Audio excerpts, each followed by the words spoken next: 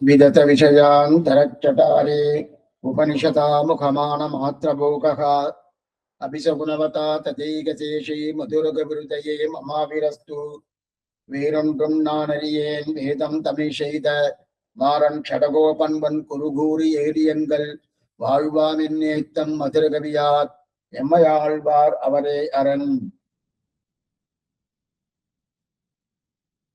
சுவாமி நம்மாழ்வாரே தெய்வம் என்று மதுரகவி ஆழ்வார் அறுதிவிட்டார். அதுல ஒரு ஆச்சரியமான பாசனம் தெரிவிக்கிறார். நம்பினேன் பிறர் நண்பொருள் தன்னையும் நம்பினேன் மடவாரையும் முன்னலாம் செம்பன்மாட திருக்குறுகூர் நம்பி கண்பனாய் அடியேன் சதிர்த்தேன் என்றே என்று அந்த பாசுரம்.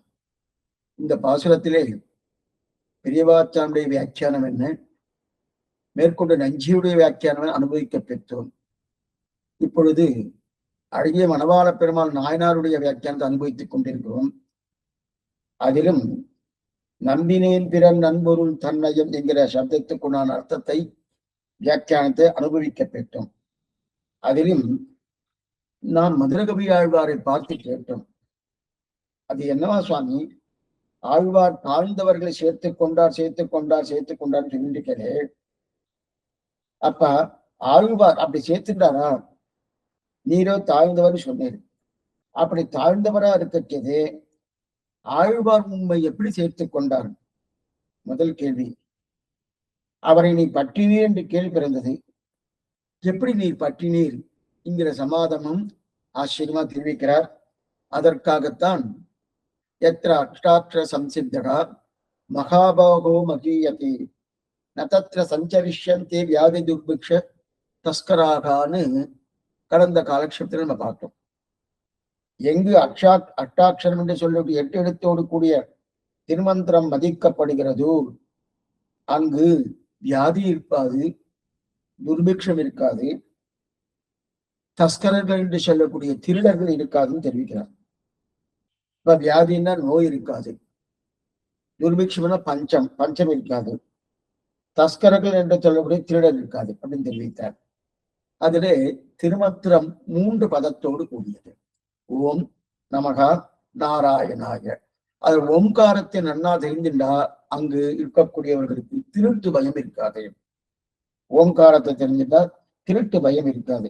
ஏன்னா பகவானுக்கு நான் சேஷபூதன் வந்துடுறதும் எப்ப சேஷபூதன் வந்துட்டோ அப்ப திருட்டு பயம் இருக்காது. அகார வாச்சன பகவானுக்கு, மகார வாச்சன ஜீவாத்மா, அனன்யார்க சேஷபூதன். அப்ப அனன்யார்க சேஷபூதன் வந்துட்டுனா ஆத்மா அபகாரம் என்கிற திருட்டு இருக்காது. அதத்தான் அந்த திருட்டை நான் பண்ணினேன். அந்த திருட்டு ஓம்காரத்தின் அர்த்தம் தெரிஞ்சபடியாலே அந்த திருட்டு இருக்காதுன்னு தெரிவிக்கிறார். அடுத்து பஞ்சம், அதாவது துர்பிக்ஷம். துர்பிக்ஷம் வந்தது எப்படிப்பட்டவன்னா, இந்த துர்பிக்ஷம் வந்தது ஏதோ கிடைச்சா போறோம், துணி கிடைச்சா கூட போறோம் சில பேர்லாம் இருக்கா பாருங்க. அதாவது அந்த நிலையில இருக்கிறவா அவ எப்படி இருந்தாலும் அவ சாப்பிடுவா, எப்படிதான் அதை எடுத்துருவா. அந்த மாதிரி துர்பிக்ஷம் இருக்கப்படாது அப்படின்னு தெரிவிக்கிறார். அந்த துர்பிக்ஷம் எதுல தெரியுது? நமப்பதத்தை தெரியுது. நமசப்தத்தை பார்க்கும்போது அவர் ரட்சிக்க போகிறார். சுரக்ஷனே சுவான்பயம் ஒழிகை அப்படின்னு இருக்கணும். அப்படி இருக்க செய்து என்னை ரட்சித்துக் கொள்வதில் நான் முயற்சியே பண்ணப்படாது அப்படின்னு இருக்கணும். அப்ப இதை ரட்சித்துக்கிறதுக்கு ஏதோ முயற்சி பண்றோம்னு, அது இது இங்க இருக்கு சுவாமி, இப்படி இருக்கு சுவாமி, அப்படி இருக்கு சுவாமி சொல்ற பரம், அதுதான் பஞ்சம். அந்த பஞ்சம் இல்லைன்னு தெரிவிக்கிறார். இந்த ரெண்டையுமே நாம் கடந்த காலக்ஷேபத்துல பார்த்தோம். அதற்கு மேற்கொண்டு 3வது நம்ம பார்க்க வேண்டும் நாராயணாய சப்தம். அப்ப ஓம்காரத்தின் அர்த்தம் தெரிந்து கொண்டால் வியாதி இது தஸ்கரர்கள் என்று சொல்லக்கூடிய திருட்டவையும் இருக்காது. நமசப்தத்தின் அர்த்தம் தெரிந்து கொண்டால் பஞ்சம் இருக்காதுன்னு தெரிவித்தார். இப்ப நாராயண சப்தத்தினுடைய அர்த்தத்தை தெரிந்து கொண்டால் வியாதி இருக்காதுன்னு தெரிவிக்கிறார். அது என்ன சுவாமி வியாதி என்னது? அவனை அனுபவிப்பதுதான். அவனை அனுபவித்ததை விட்டுட்டு ஐஸ்வர்யம் என்ன, கைவல்யம் என்ன, இது அனுபவிக்கிறான் இல்லையா, இதுதான் வியாதி. பகவான் தான் அனுபவம், புருஷார்த்தம் பகவான் தான். அந்த புருஷார்த்தம் பகவானாக இருக்க செய்து எத்தையோ அனுபவிக்க போறோமோ, எத்தைன்னு ஐஸ்வர்யத்தை கேட்கலாம். கண்டு கெட்டு உற்று மூந்து உண்டு உடலம் செருவரி அளவில்லா சிற்றின்பம் என்று சொல்லக்கூடிய அதை அனுபவிக்கணும் பாரிக்கிறோமோனோ அந்த அனுபவிக்கக்கூடிய தன்மை தான் இங்க தெரிவிக்கிறாரு. ஆக அந்த அனுபவமும் கூடாது. அந்த அனுபவம் இருந்தானா அதுதான் வியாதி. அந்த வியாதி நமக்கு இருந்துட்டுன்னா அந்த வியாதி பாடாப்படுத்துவோனும் அது கூடாது. அது எப்படி சுவாமி தெரியறது? நாராயண சப்தத்தோட அர்த்தம் மனசுல பட்டுட்டோம்னா அந்த வியாதி தொலைறதுன்னு தெரியாது. இப்ப 3 விஷயங்கள் பார்த்துருக்கோம். வியாதி, துர்பிஷ்ட, தஸ்கராகான்னு. வியாதினால் நோய், துர்பிக்ஷம் என்றால் பஞ்சம், தஸ்கரான திருட்டு. இப்ப அப்படி சொல்லக்கூடிய எப்படின்னா முதல்ல வியாதி சொன்னேன், கொஞ்சம் எனக்கு கவனமா கேள்வி. முதல்ல வியாதி சொன்னேன், அடுத்து துர்பிக்ஷம் சொன்னேன், அடுத்து தஸ்கரா. அப்படின்னு சொல்லல, சாஸ்திரமே அப்படிதான் வச்சிருக்கு. எத்திர அஷ்டாட்சர சம்சிக்தனா மகாபாகோ மதீயதி நதத்திர சஞ்சரிஷந்தி யாதி துர்பிக்ஷ தஸ்கராகான்னு சொல்லியிருக்கு. ஆனா அது எந்த வரிசையில சொல்லியிருக்கோ அதே வரிசையில இப்ப நம்ம பார்த்தோம்னா பார்க்கல. வியாதியை முதல்ல எடுத்துட்டோம். ஏன்னா அது முதல்ல சொல்லிட்டு வியாதி சொல்லிட்டு இப்ப நம்ம தஸ்கரா என்று சொல்லக்கூடிய திருட்டை முதல்ல சொன்னோம். அடுத்து பஞ்சம் என்று சொல்லக்கூடிய துர்பிக்ஷத்தை இரண்டாவது சொன்னோம். அடுத்து 3வது வியாதியை சொன்னோம். ஓம்கார சப்தத்தால தெரிஞ்சுட்டோம்னா என்ன தெரிவித்தாரு? திருட்டு பயம் இல்லைன்னு. அதே நமசப்தத்தை தெரிந்து கொண்டால் பஞ்சம் இல்லைன்னு சொன்னார். நாராயணாய சப்தத்தை சேர்த்துனா வியாதி இல்லைன்னு சொன்னார். ஆனா சாஸ்திரம் சொல்றச்சே முதல்ல வியாதியை சொல்லி அடுத்து துர்பிக்ஷத்தை சொல்லி அடுத்து தஸ்கரா என்று சொல்லக்கூடிய திருட்டு சொல்லியிருக்கு. அது என்ன சுவாமி மாறி இருக்கு? இப்ப அப்படின்னா என்ன சொல்லணும்? ஓம்காரத்தை தெரிந்து கொண்டா வியாதி இல்லைன்னு சொல்லணும். நமசப்தத்தை தெரிஞ்சு கூட துர்பிக்ஷம் இல்லை. ஆனா நமசப்தத்தால துர்பிக்ஷம் தான் வருது. ஏன்னா பஞ்சம் இல்லைன்னு நமசப்தத்தால் தெரிகிறோம். ஏன் நடுவுல இருக்கிற வழியால பஞ்சம் இல்லைன்னு வந்துருச்சு. ஆனா கடைசியில என்ன இருக்கு? தஸ்கராக என்று சொல்லக்கூடிய திருடு. அந்த திருட்டை நம்ம நாராயணாய சப்தத்துல வைக்கலாம்னா வைக்க முடியாது. என்ன சுவாமின்னா, ஆனா இது மாத்தியத்துக்கு வரும். சாஸ்திரம் வேறு விதத்தை சொல்லியிருக்கு. திருமந்திரம் முதல்ல தஸ்கரா என்று சொல்லக்கூடிய திருட்டை சொல்லி அடுத்து பஞ்சத்தை சொல்லி அடுத்து வியாதியை சொல்லித்து. ஆனா சாஸ்திரம் சொல்லும் போது முதல்ல வியாதியை சொல்லி அடுத்து துர்பிக்ஷம் என்று சொல்லக்கூடிய பஞ்சத்தை சொல்லி அதுக்கப்புறம் தஸ்கராவை சொல்லியிருக்கு. இது ஏன் சுவாமி இந்த மாதிரி மாறி இருக்கு? எதனால மாறி இருக்கு? இதுக்கு அது இதுக்கு அது இதுக்கு அது சரியா பாட்டா அப்படிதானே இருக்கணும். அப்படி பின்னாடி இருந்து வர்ற மாதிரி இருக்கே அப்படின்னு சொல்லிச்சா சமஸ்கிருத பாஷையில ஒரு வேடிக்கை உண்டு.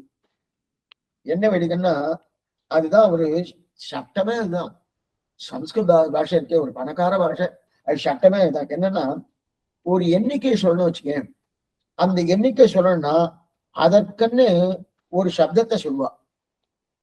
எண்ணிக்கைன்னா என்ன சுவாமி?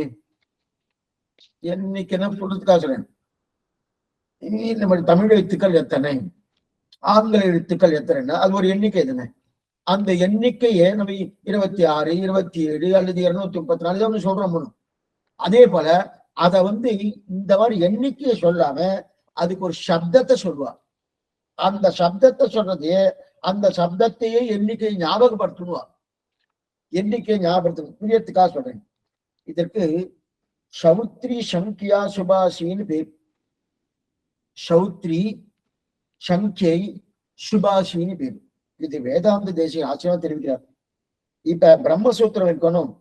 அந்த பிரம்மசூத்திரத்துக்கு ஒரு கணக்கு இருக்கு. பிரம்மசூத்திரம் நம்முடைய விசிஷ்டாத்வைத சம்பிரதாயப்படி 545 சூத்திரங்கள், 4 அத்தியாயங்கள், அதே போல பாதங்கள் 16 பாதங்கள், 545 சூத்திரங்கள். சரி, இந்த 545 சூத்திரங்கள் மனசுல நிக்கணும். அதுக்குன்னு சில சப்தங்கள் வைக்கிறார் வேதாந்த தேசிகன். அந்த பிரம்மசூத்திர சபை அந்த கணக்குன்னா சுபாஷி. சுபாஷி சுபாஷின்னா சுபாஷி சி சுபாஷி சுபாசு அப்படின்னு இருக்கு இல்லையா? சுபாசு சுன்றது இந்த இடத்துல பண்ணணும். இப்ப இந்த இடத்துல சு சு சுபாசு சுபாசு ஷா. இது நான் சொல்றதெல்லாம் சமஸ்கிருத பாஷையின் படி. இது என்ன? ய ர ல வ ஷ. சுபா சுபாஷி சுபா சுபா ஷ. அந்த ஷ அஞ்சாவது எழுத்து, அதனால 5 எடுத்துட்டார். பா சுப்பா பா இருக்கு இல்லையா, அந்த பா பாப்பா பா பாப்பா பா மான்னு 5ஆவது வந்துடும். பாப்பா பா பா பா பா பா பா இருக்கு இல்லையா, அந்த பா வந்து இது 4வது எழுத்து. மறுபடியும் ஷா ஷா வரச்சு வந்துட்டு. அப்ப முதல்ல சுபாஷி யாராலாபாஷான்றது 5வது எழுத்து. அடுத்து பாவரச்சே பா பா பா 4வது எழுத்து. மறுபடியும் சா வரச்சே யாராலாபாஷா அந்த சா 5வது எழுத்து. அப்ப முதல்ல 5, அடுத்தது 4, அடுத்தது 5. அப்பனா 5 4 5 545. இதுதான் பிரம்மசூத்திரத்தின் கணக்கு. நல்லா புரிஞ்சுக்கோ, இது பிரம்மசூத்திரத்தின் கணக்கு. ஆனா இதை அப்படியே வச்சுக்கூடாது, இதை வந்து அப்படியே வச்சுக்கூடாது. ஏன்னா இந்த 545 திருப்பி போடணும். 5 4 5 இருக்கு இல்லையா, இது திருப்பி போட்டா என்ன வரும்? அதே தானே சுவாமி வரும், அதே 545 வருது. ஆனா இந்த கணக்குப்படி எந்த கணக்கு நம்ம எடுத்தாலும் அந்த கணக்கு சொன்ன உடனே அதை திருப்பி போட்டா, இந்த திருப்பி போடுற சட்டம் வந்து சம்ஸ்கிருத பாஷையில இருக்கு. திருப்பி போட்டாச்சுன்னா அதுதான் என்ன கணக்கோ அந்த கணக்கு தான் நம்ம அந்த கிரந்தத்தின் கணக்குன்னு அர்த்தம். இப்ப இந்த ஸ்ரீபாஷ்யத்துல 545 திருப்பி போட்டாலும் 545 தான் வரும். பிரம்மசூத்திரத்தின் கணக்கு திருப்பி போட்டாலும் 545 வரும். அதனால அது ஒண்ணு. இதுக்குதான் சுபாஷயம் அப்படின்னு இருக்குது. அப்ப இதுக்குதான் சுபாஷன்றது 545. அந்த இந்த எண்ணிக்கை திருப்பி நம்ம படிக்கணும். சரி, படிச்சாதான் நமக்கு உண்மையான எண்ணிக்கை வரும். இது முதல்ல. இன்னொன்னு சொல்றேன், இன்னொன்னு சும்மா திட்டாந்தம் மட்டும் சொல்றேன். முதலாழ்வாருடைய அவதாரம் வந்து 8,62,901 துவாபர யுகம். துவாபர யுகத்துல 8,62,901 தான் இது வந்து துவாபர யுகத்துல எத்தனையாவது வருஷம்னு முதலாழ்வாருடைய அவதாரம் சொல்லப்பட்டிருக்கு. 8,62,901 துவாபர யுகத்துல, கலியுகத்துல இல்ல. கலியுகத்துல 8 லட்சம் எல்லாம் கிடையாது, 4 லட்சத்து சொச்சம் தான் இருக்கட்டும். அப்படி இருக்கச்சே, ஆனா இதுக்கு அந்த வருஷ கணக்கு இருக்கணும். இந்த வருஷ கணக்கு சொல்லும் போது இதே போல சப்தம் வரும். இதே போல சப்தம் அடியா, அந்த சப்தத்தை சொல்லல, இதே போல சப்தம் வரும். அந்த சப்தத்தை வைத்துக் கொண்டு அந்த எண்ணிக்கை வருமானோ அந்த எண்ணிக்கையை தலைகீழா படிக்கணும். தலைகீழா படிக்கணும்னா 5 4 5 படிச்சிருக்கணும். அது முதல்ல இப்படி படிச்சாலும் 5 4 5 தான், அப்படி படிச்சா 5 4 5 தான். ஒருவேளை 6 7 8ன்னு வச்சுருக்கேன், 6 678ன்னு வச்சுருக்கேன். அப்ப 8 7 6ன்னு வரும். அப்படி திருப்பி படிக்கணுமோ அந்த மாதிரி திருப்பி படிக்கக்கூடிய நிலை இது உண்டு. இதுக்குதான் என்ன திருப்பிக்கிறான்னா, அதைத்தான் அவ சொல்லச்சு 8,62,901 வருஷம் அப்படின்னு சொல்லுவார். இதுக்குதான் இது சுபாஷம் நிலை. இதுக்கு நேர படிச்சா அது சரி கணக்கு சரியா வராது. திருப்பி படிச்சதான் கணக்கு. இதுக்கு கடப்பயாதி சம்ஞைன்னு பேரு. இதுக்கு கடப்பயாதி சம்ஞைன்னு பேரு. அப்படிப்பட்ட திருப்பி படிக்கிற வழக்கம் சம்ஸ்கிருதத்துல உண்டு. இதையும் சொல்லணும்னா அதே போல இப்ப ஏழு அடி எழுத்தன்னா வியாதி துஷ்கர துர்பிஷ்ட தஸ்கராகான்னு இருக்கு இல்லையா.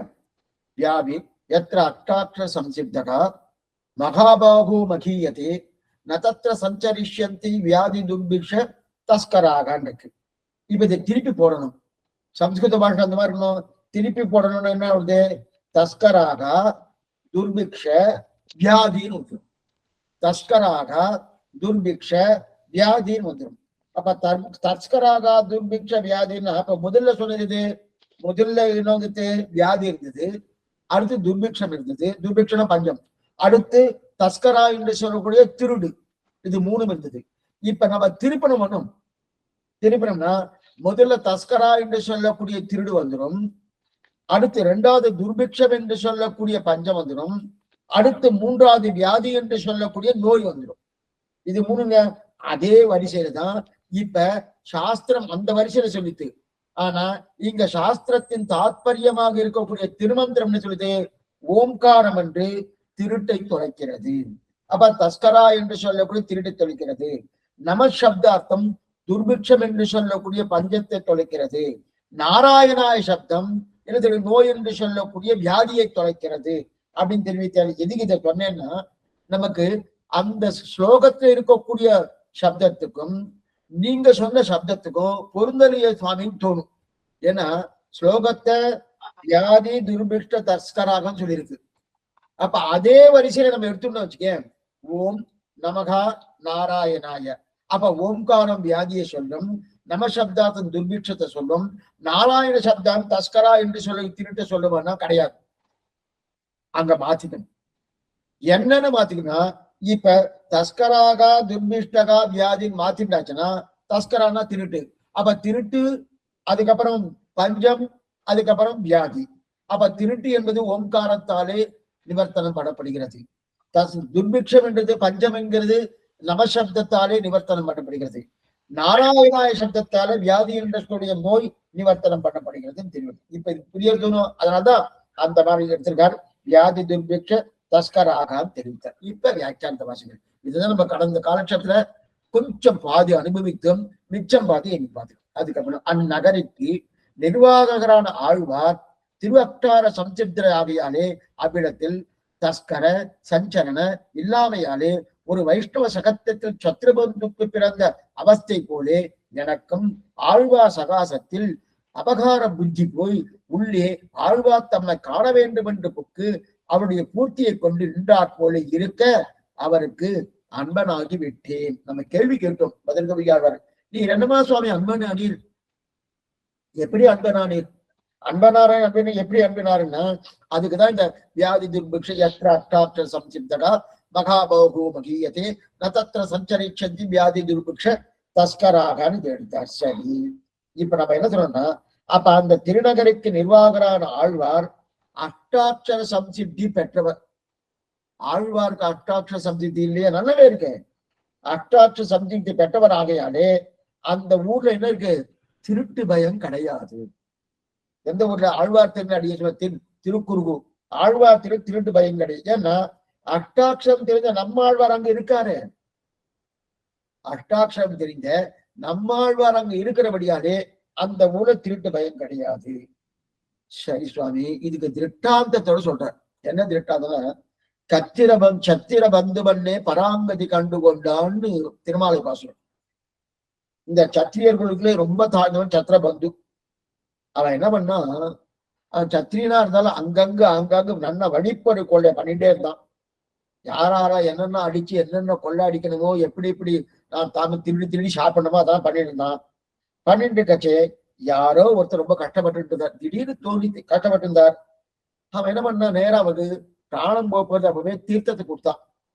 தவித்த வாய்க்கு தண்ணீர் கொடுக்குமா போலன்னு சொல்லுவான். அப்படிப்பட்ட அந்த தீர்த்தத்தை கொடுத்தான். தீர்த்தத்தை கொண்டுனே அவர் வைஷ்ணவர். அந்த வைஷ்ணவனுடைய சகாயம் எனக்கு கிடைச்சது. அப்ப என்னன்னா சாது சங்கமம், அந்த சாது சங்கமம் எனக்கு ஏற்பட்டது. அதனால என்ன ஆயிடுச்சுன்னா நல்லா ஆயிட்டான், ரொம்ப நல்லவனா போயிட்டான். அதனாலதான் அடிக்கடி நீ சொல்லுவேன், ஸ்ரீ வைஷ்ணவனுடைய கூட்ட குடாங்களாய் அடியருடன் கூடி நின்று ஆடுவினேன். இது இந்த லோகத்துல மட்டுமல்ல, அங்க போனாலும் ஸ்ரீவைகுண்ட போனாலும் வந்தவர் எதிர்கொள்ள மாமணி மண்டபத்து அந்தமில் பேரின்பத் தடியரோடு இருந்தமை கொந்தலர்படியில் குருபூச்சடவோம் சொல் சொந்தங்களாயிரத்தி வெவெல்லார் முனிவரே அப்படின்னு இருக்கிற எது சொன்ன, அங்க போனாலும் நம்ம வந்து குழாங்கள் தான். அந்த அடியரோடு இருந்தமை, அடியரோடு அங்க அடியார்களோடு இருக்கக்கூடிய தர்மதான் அங்கேயும்.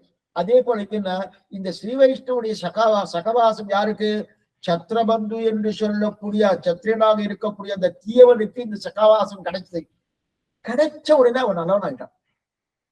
நல்லா இப்ப இந்த திட்டாத எழுதி கெடுக்கிறான்னா, இப்ப மதுரகவியா என்ன தெரியுங்கன்னா, நான் அப்படிதான் அப்படி திருத்திட்டு இருந்தேன், ரொம்ப தீயவனா தெரிஞ்சிருந்தேன். தெரிஞ்சுட்டு கச்சே அப்படி எங்க இது கிடைக்கும், என்ன திருடலாம், என்ன பண்ணலாம் அப்படின்னு நேர ஆழ்வார் திருநகர் திருவாள் இந்த திருநகர் என்று சொல்லக்கூடிய இதுக்கு வந்தேன். இங்க வந்த உடனே இந்த திருநகரிலே அஷ்டாட்சரி தெரிஞ்ச ஆழ்வார் இருந்தாரனோ, அவர் இருக்கிற இடத்துல திருடர்கள் இருப்பாளா, இருக்க மாட்டாளனோ? அதனால என்ன, அப்ப திருடர்கள் இல்லாத ஊருக்கு நான் வந்துட்டேன். எனக்கு தெரியாது அங்க திருடர்கள் இருக்க மாட்டேன்னு.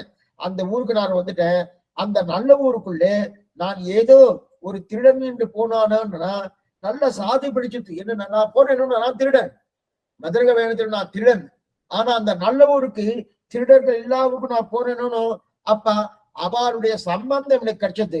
எது போல சத்ரபந்துவுக்கு ஒரு ஸ்ரீ வைஷ்ணவனுடைய சம்பந்தம் கிடைத்தபடியாலே அவன் எப்படி நல்லவன் ஆனானோ அதே போல நான் அந்த ஊருக்கு போன உடனே, எந்த ஊருக்கு? திருநகரிக்கு. எந்த திருநகரிக்கு? ஆழ்வார் திருநகரிக்கு. ஆழ்வார் திருநகருக்கு போன உடனே திருட்டுத்தனம் இப்படி என்கிட்ட இருந்தது. அந்த சம்பந்தம் எல்லாம் போய் நான் நல்லவன் ஆயிட்டேன். அந்த சம்பந்தமே போயிடுது. அந்த சம்பந்தமே இன்னைக்கு கூட யாரா நம்ம குடும்பத்திலேயோ அல்லது ஏதோ நமக்கு இவ இப்படி நன்னா இருந்தாலே அஞ்ஞாமே போயிட்டு இருக்காளே அப்படின்னு சொன்னா நேரம் ஆழ்வாரை சேவிக்க வைங்க. சேவிக்கணும். ஆழ்வாருடைய திருக்கண் பார்வை அந்த ஊருக்கு போனாலே போடும். அவருடைய திருக்கண் பார்வை பட்டாலே போடும். அந்த பட்டாலே இவன் மாறிடுவா. எது சொல்ல வந்த? இது மதுரகவியார் தெரிவிக்கிறார். நாங்க என்னன்னோ வந்த உடனே அப்ப அவர்களுடைய சம்பந்தத்தால அப்படின்னு நான் நல்லவன் ஆயிட்டேன். எனக்கு திருட்டு புத்தியே போயிடுத்துன்றாரு. மதுரகவி என்ன தெரிவிக்கிறாரு? எனக்கு திருட்டு புத்தியே போயிடுத்து. திருட்டு புத்தி எப்படி மாயம் மறைஞ்சது தெரியலையே, தெரியல, எனக்கே தெரியல. மதுரகவியார் தெரிவிக்கிறாரு, எனக்கு திருட்டு புத்தி என்னமா இருந்தது, திருடத்துக்கு தான் அந்த ஆழ்வார் திருநருக்கு வந்தேன். இங்க வந்த உடனே அஷ்டாட்சர சம்சித்தி ஆழ்வாருக்கு இருக்கணும். அதனால என்ன ஆயிடுச்சுன்னா அந்த சம்பந்தம் எனக்கு கிடைத்தபடியால திருட்டு புத்தியா போயிடுச்சு. போயிட்ட உடனே எப்படி போயிடுச்சுன்னு எனக்கு தெரியல. என்னமா போயிடுச்சு, எது போயிடுச்சுன்னு. சரி சுவாமி, இதை யார் பண்ணா? திருட்டு புத்தி போயிடுச்சணும், யாராவது உபதேசம் பண்ணிருக்கணும், இந்த மாதிரி பண்ணாதன்னு சொல்லியிருக்கணும், இல்ல யாராவது பார்த்து பண்ணிருக்கணும். யார் பண்ணான்னு தேடிட்டு இருக்கேன். தேடிட்டு இருக்காச்சு அந்த ஊர்ல ஒவ்வொருத்தரே கேட்கிறேன், சுவாமி இந்த மாதிரி எனக்கு புத்தி இருந்து இந்த திருட்டு புத்தி போயிடுத்து இது யார் பண்ணான்னு கேட்டா ஒவ்வொருத்தரும் ஒரே இடத்த கை காட்டுறாளாம். எல்லாருமே ஒரே இடத்துல கை காட்டுறாளாம். எனக்கு இப்படி இந்த பாவம் எல்லாம் போயிடுத்து எப்படி தெரியலையே நான் உள்ளே நுழையும் போது திருட்டு புத்தியோடு தான் நான் இருந்தேன். மதுரகவியார் தெரிவிக்கிறார். உள்ளே ஆழ்வார் திருநருக்குள்ள நுழையும் போது திருட்டு புத்தியோடு தான் நான் வந்தேன். ஏற்கனவே ஆழ்வார் திருநகர்ல எப்படி இருக்காரு? நிறைய அங்க சொர்ண நகை, தங்க நகை எல்லாம் நிறைய பேர் போட்டு பாலாம். அதனாலதான் இங்க நம்ம இது பண்றோம், நம்ம பொன்மாடம் சொல்றோம் இல்லையா, அப்படிப்பட்ட வேய்ந்த மாடம், தங்கத்தாலே வைக்கப்பட்ட மாடங்கள் இருக்கான்னு தெரியாது. ஆனா அங்க நிறைய தங்கம் இருக்கா, இன்னைக்கு தெரியாது அடிக்கடி. ஆனா சொன்ன நகை நிறைய இருக்கணும். ஏன்னா அந்த ஊர்ல எதுக்கு சொல்றேன், சொன்ன நகை இருந்துன்னு 100 பவுனுக்கு யஜ்ஞோபவீதம் சாத்தின்ற பாலாம். புரியத்துக்கா சொன்னேன். இந்த பிராமணாளுக்கு ஒரு நிலை உண்டு. 8 வயசு ஆயிடுச்சுன்னா அவளுக்கு யஜ்ஞோபிதானம் பண்ணணும். அதாவது உபநயனம் பண்ணணும். அந்த உபநயனம் பண்ணணும்னா என்ன பண்ணுவான்னா, இங்க ஒரு வெள்ளியான ஒரு பொருள் வாங்கிப்பா, ரொம்ப ரொம்ப சீப்பா இருக்கும். அது வாங்கிட்டு அது தொட்டாலே உடஞ்சி போயிடும். அது மாதிரி வாங்கி அது சாத்துவா. ஆனா ஆழ்வார் திருநெல் அப்படி இல்லை, இன்னைக்கும் உண்டு. அந்த மாதிரில தங்கத்தாலே பண்ணியிருப்பாளாம். அந்த தங்கத்தால அந்த பொருள் பண்ணியிருப்பாளாம். அந்த பொருள் எத்தனை சவரம் இருக்கும்? 100 சவர். 100 சவரன் இருக்கும். இப்ப நான் இங்கெல்லாம் நாமெல்லாம் பண்றதுன்னா இங்கெல்லாம் பண்றதுன்னா என்ன ஆகுன்னா, அது அப்படியே தொட்டாலே உடஞ்சு போயிடும். அந்த 100 சவரன் இருக்குவான். நிஜமாவே தங்க பொருள் அதை வச்சுட்டு போலாம். அதான் பொன்முகப்பு வச்சு அதுக்கு ரத்னமெல்லாம் நல்லா பதிச்சு இதெல்லாம் வச்சுட்டு போலாம். இதெல்லாம் எப்படி சுவாமி வச்சுட்டு போலாம்? அதுக்கு பாதாள சுரங்கள்லாம் பண்ணி வச்சிருக்காங்க. அந்த காலத்துல இருக்கு. இதெல்லாம் வியாக்கியானத்துல எடுத்திருக்காங்க, இருந்தபடியாவது எடுத்திருக்காரு. பாதாள சுரங்கத்துல அதெல்லாம் வச்சுட்டு போலாம், பூர்ணமா இருக்குமா. அதனால்தான் செம்பன்மாட திருக்குறுகூர் ஆழ்வார் தெரிவிக்கிறானு. செம்பன்மாட திருக்குறுகூர் தெரியலையா? அதனால ஆழ்வார் மதுரகவியா வெறுமனே பாடல, அங்க பொன்னாலே வேயப்பட்டு இருக்கு. அதனாலதான் செம்பன்மாட திருக்குறுகூர்னா அந்த இருக்கச்சு வாசல்ல எல்லாரும் போட்டு வச்சிருந்து கலணும். அவவா அந்த பூனல் என்ன, நகநட்டுகள் என்ன எல்லாரும் போட்டு கலணும். அதெல்லாம் போய் நான் மதுரையில திருடணும்னு நினைச்சிட்டு இருந்தேன். உள்ள நுழைஞ்ச உடனே எனக்கு அந்த திருட்டு எண்ணமே போயிடுச்சுன்னா திருடணுங்கிற எண்ணமே தோணல. திருடணுங்கிற எண்ணமே தோணிய சுவாமி, ஏன் சுவாமி இந்த மாதிரி ஆயிடுச்சுன்னா எதுக்குன்னு தெரியல. அப்ப ஒருத்தர கேட்டுட்டு இருக்கேன், சுவாமி நான் உள்ள வரைச்சு எந்த எண்ணம் தெரியுமா இருக்கு, இங்க நிறைய நிறைய நகைகள் இருக்கு, அதெல்லாம் திருடிட்டு போகலாம், ஐஸ்வர்யம் இருக்கு, திருடிட்டு போலாம்ங்கிற அபிப்பிராயத்துல தான் வந்தேன். உள்ளுக்குள்ள வந்த உடனே எனக்கு அந்த எண்ணமே போயிடுத்து. எதனால போயிடுத்து, ஒரு நாள் போயிடுத்துன்னு அப்படின்னா ஒவ்வொருத்தரும் என்ன பண்றான், அந்த புளிய மரத்தை தான் கை காட்டுறான். அந்த புளிய மரத்தை கை காட்டினா சரின்னு நான் அங்க போனேன். அங்க போனோடனே ஆழ்வாரை சேவிச்சேன். சேவிச்ச உடனே என்னமோ எனக்கு என்ன எடுத்து ஆழ்வார் சேவிச்சனும் சேவிச்ச உடனே எனக்கு தங்கத்தில் இருந்த ஆசையெல்லாம் போயிடுத்து. தங்கத்துல இருந்த ஆசையெல்லாம் போயிடுத்துன்னா அப்ப இனிமே ஆசை வைக்க மாட்டேனோ, இனிமே ஆழ்வார்ட்ட ஆசை வைக்கிறோம்னா தங்கம் கிடைச்சா என்ன எனக்கு ஆனந்தம் இருக்குமோ அந்த ஆனந்தம் கிடைச்சிட்டு. இதுதான் ரொம்ப முக்கியம். தங்கம் கிடைச்சா என்ன ஆனந்தம் கிடைக்குமோ அந்த ஆனந்தம் கிடைக்குது. அதே போல வைரத்து மேல இருந்த ஆசையெல்லாம் போயிடுச்சு. ஆசையெல்லாம் பண்ண ஆசை போகல. வைரம் கிடைத்தால் என்ன ஆனந்தம் இருக்குமோ அந்த ஆனந்தம் கிடைச்சிட்டு. அதனால இங்க அதெல்லாம் பார்த்து பார்த்து பார்த்து அதே மாதிரி ஒரு சில பேருக்கு சொத்து இல்லைன்னு வச்சுக்கணும். சொத்து கிடைச்சா என்ன ஆனந்தம் கிடைக்குமோ அது வரைக்கும் ஏன்னா இது வரைக்கும் கிடைக்காத வைத்தமானிதி என்று சொல்லக்கூடிய இந்த சொத்து, அந்த சொத்து கிடைத்தா எத்தனை ஆனந்தமோ அத்தனை ஆனந்தம் நான் பட்ட இன்பம் ஆகிட்டேன். இப்படி எப்படி இருந்தவனா எப்படி ஆயிட்டேன், எப்படி இருந்தேன், திருட்டு புத்தியோட உள்ளுக்குள்ள விழுந்தேன். அது மட்டுமல்ல, முன்னாடி பாசனமே பார்த்துக்க முடியும். அன்னையாய் அத்தனாய் அன்னையாண்டின் தன்னையான்னு பார்த்தோம்னா அதுல அங்க பெண்கள் எடுத்து ஆசை வச்சிருந்தேன். மேற்கொண்டு அங்க இருக்கக்கூடிய அந்த செம்பன் மாடத்துல எல்லாத்திலையும் அங்க இருக்கிற சொர்ணத்துல ஆசை வச்சிருந்தேன். அந்த ஆசையோடு தான் உள்ள வந்திருந்தேன். உள்ள வந்திருக்க செய்தியும் இங்க என்ன எடுத்து எனக்கு ஆனந்தம் இருக்கு. ஆனா ஆழ்வாரை சேவிச்ச உடனே தங்கம் கிடைச்சா போல ஆனந்தம், ஆழ்வாரை சேவிச்ச உடனே ரத்னம் கிடைச்சா போல ஆனந்தம், ஏதோ வைத்தமானிதிங்கிற சொத்தே கிடைத்தா போல ஆனந்தம் வந்துருத்துங்க. அப்ப அவருக்கு என்ன, இப்ப என்ன ஆயிடுச்சு, அவருக்கு அன்பன் ஆயிட்டேன். அவருக்கு அன்பன் ஆயிட்டேன். எப்படி இருந்தாரோ எப்படி ஆயிட்டேன் பார்த்தீங்களா? அதான் இது எதனால வந்தது, அஷ்டாட்சர சம்சித்தி. அஷ்டாட்சர சம்சித்தி. ஏன் அந்த சம்சித்தி யார்கிட்ட இருக்கு, அது ஆழ்வார்ட்ட இருக்கு. அஷ்டாட்சர சம்சித்தி படுத்த ஆழ்வார் இருக்காரனோ அவருடைய சம்பந்தத்தாலே எனக்கு என்ன ஆயிடுச்சு, திருடு இல்லை, நான் திருட்டு எண்ணத்தோடு தான் போனேன். ஆனா நல்லார்களுடைய தொடர்பு இருந்ததும் நல்லவாருடைய தொடர்பு இருந்ததும் எனக்கு தீயெண்ணம் எல்லாம் போயிடுது. தீயெண்ணம் போன யார் என்ன மாத்தினான்னு கேட்கிட்டேன். அப்ப ஆழ்வார்னு காட்ட உட்பு கொண்டு ஆழ்வாரை சேவித்தேன். சேவிச்ச உடனே பூர்த்தி அடைந்தேன், அன்பனாகிவிட்டேன். பூர்த்தி அடைந்தேன், அன்பன் நம்பினேன். பிறர் நண்பொருள் தன்னையும் நம்பினேன். மடவாரையும் முன்னலாம் செம்பன் மாட திருக்குறுகூர் நம்பி கண்பனாய் அடியேன் சதித்தேன் என்றேன்றது. அப்பனா இந்த தீ என்ன பேட்டிதான் வந்துட்டணும். அப்ப எதனால் இது வந்தது, இது சாஸ்திரமே சொல்லித்தே. எத்திர அஷ்டாட்சர சம்சித்தகா மகாபௌகோ மகீயதே நதத்திர சஞ்சரிஷந்தி வியாதி துர்பிக்ஷ தஸ்கராகன்னு சொல்லியிருக்கியா. இந்த பிரமாணம் சொன்னபடியாலே, இந்த பிரமாணத்தினுடைய ஆழ்வார் அங்கு இருக்கிறபடியாலே, அஷ்டாட்சர சம்சித்தி ஆழ்வார் பெற்றபடியாலே அந்த ஆழ்வாரை சேவிச்ச உடனே எனக்கு எல்லாமே போயிடுச்சு. எல்லாமே திருட்டு சுபாவம் எடுத்து, களவாடக்கூடிய சுபாவம் எடுத்து, பெண்களை அபகரிக்கக்கூடிய சுபாவம் எடுத்து, எல்லாம் எடுத்து நல்லவன் ஆயிட்டேன். எப்படி ஆனேன்னா ஆழ்வாருடைய சம்பந்தம். நான் அதுக்கு ஏதாவது பிரயத்தனம் பண்ணா மேல வரப்படுது, ஒரு பிரயத்தனம் பண்ணலன்னா. இப்ப அஷ்டாட்சர சம்சித்திக்கு இத்தனை வைபவம். அப்பனா அதனாதான் திருமந்திரம் சர்ம ஸ்லோகத்தை சம்பிரதாயத்தை பிரதானம் எடுத்திருக்கா. அதுல முக்கியமா திருமந்திரம் அப்படின்னு எடுத்துக்கா. சரி, இப்ப இது இன்னொன்னு சேர்த்து, இதே பிரமாணம் நமக்கு தெரிஞ்ச பாசுரம், நிச்சயம் சேவிக்கக்கூடிய பாசுரம், ஓங்கி வளர்ந்த பாசுரத்திலே இதே இந்த இந்த பிரமாணம் பொருந்ததுன்னா எப்படி சாமி பொருந்தது? ஓங்கி உலகளந்த உத்தமன் பேர்பாடின் அங்கல்லம் பாவைக்கு சாத்தி நீராடினால் தீங்கின்றி நாடெல்லாம் திங்கள் முன்மாறி பெய்துன்னு இருக்கு இல்லையா. தீங்கின்றி நாடெல்லாம் திங்கள் முன்பாரி பெய்து ஓங்கு பெருஞ்சென்னல் மூடுகையில குரன் இருக்கு. இந்த பாசுரத்துல பஞ்சம் இல்லைன்னு தெரியுது. தீங்கின்றி நாடெல்லாம் திங்கள் முன்மாறி பெய்து, அந்த ஒரு மாசத்துக்கு 3 காலம் மழை பெய்யறதும். அப்ப மழை பெய்யறதுனா பஞ்சம் இல்லைன்னு தெரியுது. அப்ப பஞ்சம் இல்லையான்னா ஆண்டாள் பாடி இருக்கா, பஞ்சம் இல்லைன்னு ஆண்டாள் பாடி இருக்கா. சரி சுவாமி, இது எதனாலன்னா ஸ்ரீவில்லிபுத்தூர் வைபவம், அதே கோகுலத்தின் வைபவம்.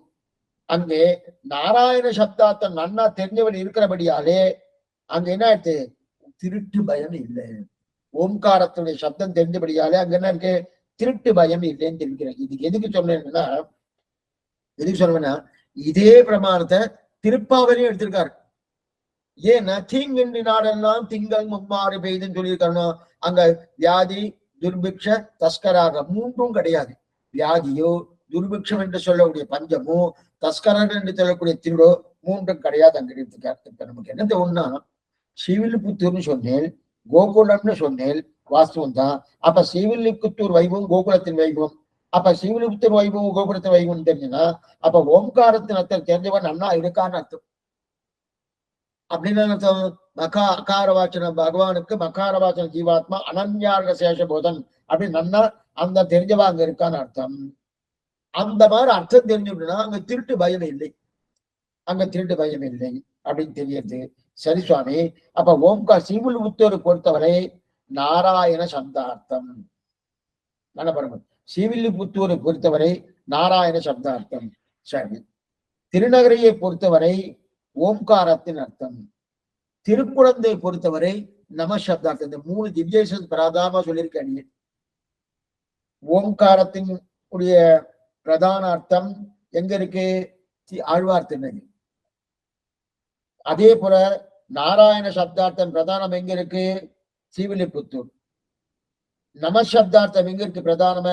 திருக்குழந்தை என்று சொல்லக்கூடிய ஆறாமுதே அடியேருடலம் தின்பால் அம்பாயே. இப்ப நீங்க திருக்குழந்தை போய் சேவிக்கச்சே, ஓ இது நமசப்தார்த்தத்துடைய ஆச்சரியமான சன்னதி அப்படின்னு நினைவேச்சுன்னு சேர்க்கணும். ஸ்ரீவில்லிபுத்தூர் போய் சேவிக்க பொறுத்தவே ஓ நாராயண சப்தார்த்தம். நாராயண சப்தார்த்தம்னா என்னது? வியாதி இல்லைன்னு அர்த்தம். வியாதி இல்லைன்னு, நாராயணனே நமக்கே பறை தருவான் அப்படின்னு இருக்கு இல்லையா, அந்த வியாதி இல்லைன்னு அர்த்தம். அதே ஓம்காரம் வந்து ஆழ்வார் திருநகரி. ஆழ்வார் திருநகரி போயிட்டு ஒண்ணுமில்ல சுவாமி, எனக்கு திருட்டு பயம் இல்லை. திருட்டு பயம் இல்லைன்னா ஆத்மாபகாரம் இல்லைன்னு அர்த்தம். திருட்டு பயம் அங்க போய் திருட போறோம்னு அர்த்தம் இல்லை. ஆத்மாகாரம், இந்த ஆத்மா பகவானுடையது இல்லையா, அதை நான் திருடக்கூடாது இல்லையா, அதனால திருட்டு பயம் இல்லைன்னு அர்த்தம். பஞ்சம் என்பது என்னை நானே ரட்சித்துக் கொள்ளக்கூடாது, என்னை நானே ரட்சித்துக் கொள்ளக்கூடாது, ரட்சித்துக்கொண்டேன்னா அது பஞ்சம்னு பேரு. அது எங்க தெரியுது? நமசப்தார்த்தம் தெரியுது. அந்த நமசப்தார்த்தம் எங்க தெரியுது? திருக்குழந்தை என்னான் செய்கேன் யாரே கலைகன் என்ன என் செய்கின்றார் உன்னால் அல்லால் யாவராலும் ஒன்றும் குறவேண்டேன்னு தெரிவிக்கிறார் இல்லையா. அப்ப ஒவ்வொரு ஊர்ல ஒவ்வொன்று வச்சிருக்காரு. ஆழ்வார் திருநகரில என்ன இருக்கு? திருட்டு பயம் இல்லை. அதே போல ஸ்ரீவில்லிபுத்தூர்ல வியாதி பயம் இல்லை. அதே போல திருக்குழந்தையில என்ன இருக்கு? பஞ்சம் என்று சொல்லக்கூடிய அந்த துர்பிக்ஷம் என்பது கிடையாதுன்னு தெரிவிக்கிறார். ஏன்னா அட்டாற்று சம்சித்தி படைத்த மக்கள் அங்க இருக்கிறபடியாலே அப்படின்னு தெரிஞ்சது. சரி சுவாமி, எதற்காகனா மொத்த சரி சுவாமி இவ்வளவு தூரம் நீங்க சொல்லிட்டு இருக்கிற, இப்போ ஒரு சந்தேகம். இவ்வளவு தூரம் சொல்லிட்டு இருக்கிற அஷ்டாட்சர சம்சித்தி எங்க இருக்கோ அங்க வந்து வியாதியோ துர்பிக்ஷமோ தஸ்கரர்களோ இருக்காதுன்னு சொல்லிட்டு ஒத்துக்கிறோம். ஆனா லங்கா பூர்த்தியா பயிற்சி போயிடுது. இலங்கை பாழாளாக படைபொருதானுக்கு பல்லாண்டு கூறுதுன்னு ஆழ்வார் பாட்டு இருக்கேன். லங்கை பூர்த்தி அடிக்க போயிடுத்தோம். ஏன்னா எதுக்கு பூர்வாச்சா விசாரிக்கிறான்னா, அஷ்டாட்சரம் இருக்கிற ஊர் நீங்க சொன்னீங்க. எங்க அஷ்டாட்சரம் இருக்கோ அங்க வியாதி இருக்காது, துர்பிக்ஷம் இருக்காது, தஸ்கரர்கள் இருக்காதுன்னு சொன்னேன். இப்ப விபீஷணனுக்கு அஷ்டாட்சர சம்சித்தி உண்டோன்னு நிச்சயமா உண்டு, சந்தேகமே இல்லையா. எப்ப அவன் ராம கைங்கரியத்தை பிரார்த்தித்து வந்தானோ, நிவேதயத மாம் க்ஷிப்ரம் விபீஷணம் உபஸ்திதம் சர்வலோக சரண்யாய ராகவாய மகாத்மனே, ராம கைங்கரியத்தை எப்ப பிரார்த்தித்து வந்தானோ அவனுக்கு அஷ்டாட்சர சம்சித்தி உண்டு. அப்படி இன்று இருக்கச்சே, அப்ப இங்க அங்க இருக்கச்சேது அங்க இலங்கை பாழா போயிடுச்சு சுவாமி. இலங்கை பாடாளாக படைபொருதானுக்கு பல்லாண்டு கூறுதுமே அப்படின்னு ஆழ்வார் பாட்டே இருக்கு. அப்ப இலங்கை பாழா போயிடுத்தணும். எதனால? அங்க விபீஷன் இருந்திருக்கானே, அங்க அஷ்டாட்சர சம்சித்தி விபீஷனுக்கு உண்டு. விபீஷன் லங்கேஸ்வரன தான் இருந்திருக்கான். அப்ப என்னவா போச்சு? அப்ப அஷ்டாட்சர சம்சித்தி இருப்பவர் இருந்தும் பிரயோஜனம் இல்லையான்னா இதுதான் நமக்கு சந்தேகம் வரும். ஆமா சுவாமி, அங்க அஷ்டாட்சர சம்சித்தி இருந்தது. நமக்கு என்ன தோணுனா, அப்ப அஷ்டாட்சரம் யாரெல்லாம் தெரிஞ்சுட்டு இருக்காளோ அங்க வியாதி துர்பிக்ஷம் வியாதி துர்பிக்ஷம் தஸ்கரர்கள் இருக்க மாட்டான்னு தெரியுது. எனக்கு தெரிஞ்சவாறு நிறைய பேர் அஷ்டாட்சர சம்சித்தி இருக்கு சுவாமி, நல்லா தெரிஞ்சு வச்சிருக்கா. அங்க வியாதியும் இருக்கு, துர்பிக்ஷமும் இருக்கு, அதே போல இருக்கக்கூடிய அங்க தஸ்கரர்கள் திருடர்கள் இருக்காளே சுவாமின்னா, நம்ம குருவாசருடைய சமாதானம் தெரியுமா? அவளை மதிக்கணும். அது இருந்தா மட்டும் போறாது, அவளை மதிக்கணும். இப்ப விபீஷன் தன்னதான் இருந்தான். அப்படின்னா அஷ்டாட்சர சம்சித்தி நன்னதான் இருந்தது. ஆனா மதிப்பு இல்லையே. ராவணன் தன்னுடைய காலாலை எட்டு உதைத்தான என்னுடைய குலத்தை கெடுக்க வந்த கோடரி காம்பே, நீ நல்லவன்னு பெயர் எடுத்தபடியே உன்னை கொல்லாம விட்டுறன்னு அனுப்பிச்சு வச்சானோ, அப்ப அவனை மதிக்கவில்லையே. அஷ்டாட்சர சம்சித்தி இருந்தா மட்டும் போராது, அப்படி யாரெல்லாம் இருக்கிறார்களோ அவர்களை மதிக்க கத்துக்கொண்டாதான், அவர்களுக்கு மதிப்பு இருந்தாதான் அந்த ஊர்ல வியாதி இருக்காது, துர்பிக்ஷம் இருக்காது, தஸ்கரங்கள் இருக்க மாட்டாங்க. இப்ப நமக்கு என்ன தோணும்னா, அப்ப நான் கூட சொல்லிட்டே இருக்கேன், சமயம் எனக்கு வியாதி இருக்கு, துர்பிக்ஷம் இருக்கு, தஸ்கரங்கள் மதிக்கணும். இந்த மதிப்போடு இருக்கணும். அந்த மதிப்பு இல்லைன்னா அது ஒரு பிரயோஜனமே இல்லை. இது சொன்னதான் அதுதான் சம்சித்தி. அதான் அக்னி எத்திர அஷ்டாட்சர சம்சித்ததா மகாபாகுவோ மகீயத்தே. மகீயத்தேன்னு இருக்கு இல்லையா, அந்த மகீயத்தை இல்லாமல் போயிட்டு மகீயத்தை அவனை மதிக்கணும். அந்த அதாவது ஸ்ரீவைஷ்ணவால மதிக்கணும், பகவதால மதிக்கணும், ஆச்சாரியனை மதிக்கணும். இவெல்லாம் அஷ்டாட்சர சம்சித்தி உண்டு. அங்க மதிப்பு இல்லைன்னா இவாளுக்கு வந்துடும் வியாதி, துர்பக்ஷம், தஸ்கரர்கள் இவாளுக்கு வந்துடும். அப்ப அந்த அததான் மகீயத்தை இல்லாம போயிடுச்சுன்னா அதைத்தான் அவனை மதிப்புடைவனா கருதணுமோனோ, அதைத்தான் இங்க தெரிவிக்கிறார். அதனால அஷ்டாட்சர சம்சித்தி ஆழ்வார்க்கு இருந்தபடியாலே நேரா ஆழ்வாரு என்னை ஏற்றுக்கொண்டான்னு தெரிவிக்கிறார். அதுக்கு மேல செம்பன்மாட திருக்குறுகூர் நம்பி கண்பனாய் அடியேன் ததித்தேர் என்று அப்படின்னு தெரிவிக்க கலைகன்று மற்றொன்றிடம் ஆறா அன்பின் சொல்லுகிறார். பகவதி விஷயத்தில் அத்தியுத்தமான அத்தியவரான மேலே வாய்த்து மாடங்களுக்கும் தென்னையும் பொற்றலுக்கும் இருக்கிறபடி செம்பன் மாட திருக்குறுகூர் நம்பி ஆழ்வாடைய மயர்வத மதிலம் ஆய்த்து இத்தேசத்தில் இருக்கவனது ஒளியே இருக்கும் இருகா இருக்கும்படி அத்தேசத்தில் ஆழ்வாரோடைய அசக்தியாலே பொருந்தி நிற்கும் அவர்கள் ஆய்த்து செம்பன்மாட திருக்குறுகூர் நம்பி மாற்றும் இணுங்கன பொன்னா சமைந்த மலராய் அதுதான் அர்த்தக்காரண தீர்த்தம் ததஸ்தம் விஷ்ணோ அகாத்மலா என்று பரமபதத்திலே தேஜஸ்போவை பார்க்கவும் அணுக ஒண்ணாதபடி இருக்கின்றே கண்படைத்தார்க்கெல்லாம் காரணாய் கிட்டும்படியான ஸ்பிரகணீயமான தேசம் செம்பன் மாடம் துவலில் மணிமாடமங்கு தலைவில்ல மங்கலம் என்று உகந்தர்களை நிலங்களிலே மாடங்களும் ஆழ்வார்க்கு உபாதேயமான போலே இவருக்கு ஆழ்வாருடைய மதிநலங்களவு பாதி மாடங்களும் உபாதேயமாய் இருக்கிறதாயிற்று. ஆகையாலே அர்த்த காண பிரமணராயும் ஆளாக்கும் தேசமாயிற்று. ஆச்சரியமா தெரிவிக்கிறார். கொஞ்சம் இதுதான் சொல்றேன். அதாவது இப்ப அடுத்த செம்பன் மாட திருக்குறுகூர் நம்பி இருக்கிற செம்பன் மாடம் பொன்மாடம். செம்பன் மாடம் இருக்கு இல்லையா, அது இருக்கிற பெருமையை சொல்றார். என்ன பெருமை? மதிப்பு எவ்வளவுன்னா ஆழ்வார்க்கு பெருமாடத்தில் எவ்வளவு அத்தியவசாயமோ எவ்வளவு அனுராகமோ, அதாவது அத்தியவசாயம் அனுராகம். அத்தியவசாயம் உறுதியான நம்பிக்கை, அதான் திட அத்தியவசாயம், திட அத்தியவாசம் உறுதியான நம்பிக்கை. அனுராகம்னா அவ்வளவு தூரம் காதல் பகவானத்துல, அந்த காதல் இருக்கணும். அப்படிப்பட்ட ஆழ்வார்க்கு எவ்வளவு அன்போ எவ்வளவு உறுதியோ எவ்வளவு காதலோ அதே போல அந்த ரெண்டுமே இந்த செம்பன் மாடத்துல இருக்குன்னு தெரிவிக்கிறார். அந்த செம்பன் மாடத்தில் இருக்கணும். ஏன்னா திருநகரியுடைய மாடத்தை சேவித்தால் செம்பன் மாட திருக்குறுகூர் நம்பி அந்த திருநகரின் மாடத்தை சேவித்தாலே அன்பும் உறுதியும் உயர்ந்து இருக்குமா. இன்னைக்கு இருக்கா சுவாமி? இருக்கு, ஏதோ இருக்கு. அன்பும் உறுதியும் உயர்ந்து இருக்குமா. ஏன்னா இந்த திருநகரிலேயே இருளத்திலையும் ஒதுங்கி போயிட்டு இருளே இருக்காது. இருளே எப்பவுமே அந்த இரவு ஒரு ராத்திரிங்கிற ஒரு தன்மையே இல்லாம இருக்கும், ஒதுங்கி போயிடும். ஏன்னா என்னைக்கு பெருமாள் மயர்வர மதுரம் அருளினாரோ அன்றே திருநகரில் இருக்கக்கூடிய இருட்டெல்லாம் போயிடுச்சு. இருட்டே நிக்கல. இருட்டு என்ன இரவு பொழுதுன்னு அர்த்தம் இல்ல, அஜ்ஞானம்னு அர்த்தம். அந்த திருட்டெல்லாம் போயிடுத்து. அந்த திருட்டு இப்ப என்ன ஆயிடுத்து? என்னைக்கு சாட்சி எங்கன்னா என்றோ மதுரகவியார் இதுக்கு எங்க தெரிவிக்கிறேன்னா திருட்டு போயிடுத்துன்னு எப்படி சாமி சொல்லுவாரு நீங்க? திருட்டு போயிடுத்து. அதே போல அங்க இருக்கக்கூடிய இருட்டு போயிடுத்து, அஜ்ஞானம் தொலைஞ்சது. எப்படி சொல்றேன்னா அதுக்கு மதுரகவியார் நானே சாட்சின்றேன். ஏன்னா அங்கிருந்து மதுரகவியா எங்கேயோ வடக்கு பக்கம் இருந்தார், மதுரா பக்கம் இருந்திருந்தார். அங்க இருக்கச்சே அங்க அர்ஜம் விடுறார். சஞ்சாவனத்துக்கு அர்ஜம் விட்டு காரணம் அர்ஜம் இருக்கே தெற்கிலிருந்து ஒரு ஒளி, எப்படி ஒரு ஒளிப்பிழம்பு அவருடைய கண்ணுக்கு பட்டதனோ அந்த ஒளி எங்கே எங்கே எங்கேன்னு தேடிண்டே வந்தாரனோ. தேடிந்தே வரைச்சு நேரா அந்த ஒளி எங்க வந்து சேர்ந்தது? ஆழ்வாரத்துல வந்து சேர்ந்துடணும். அந்த ஒளி இப்ப இருக்கு, அப்ப இருக்கு. அப்பனா என்ன? அவ்வளவு இருக்காதுன்னா அன்னைக்கே இருந்தது. என்னைக்கு மதுரகவி ஆழ்வாருடைய காலத்துல அந்த ஒளி தெரிஞ்சுதான் அங்கிருந்து வந்திருக்காரு. இதுல மதுரகவி ஆழ்வார் வாழ்த்தலாம் ஒண்ணு இருக்கு.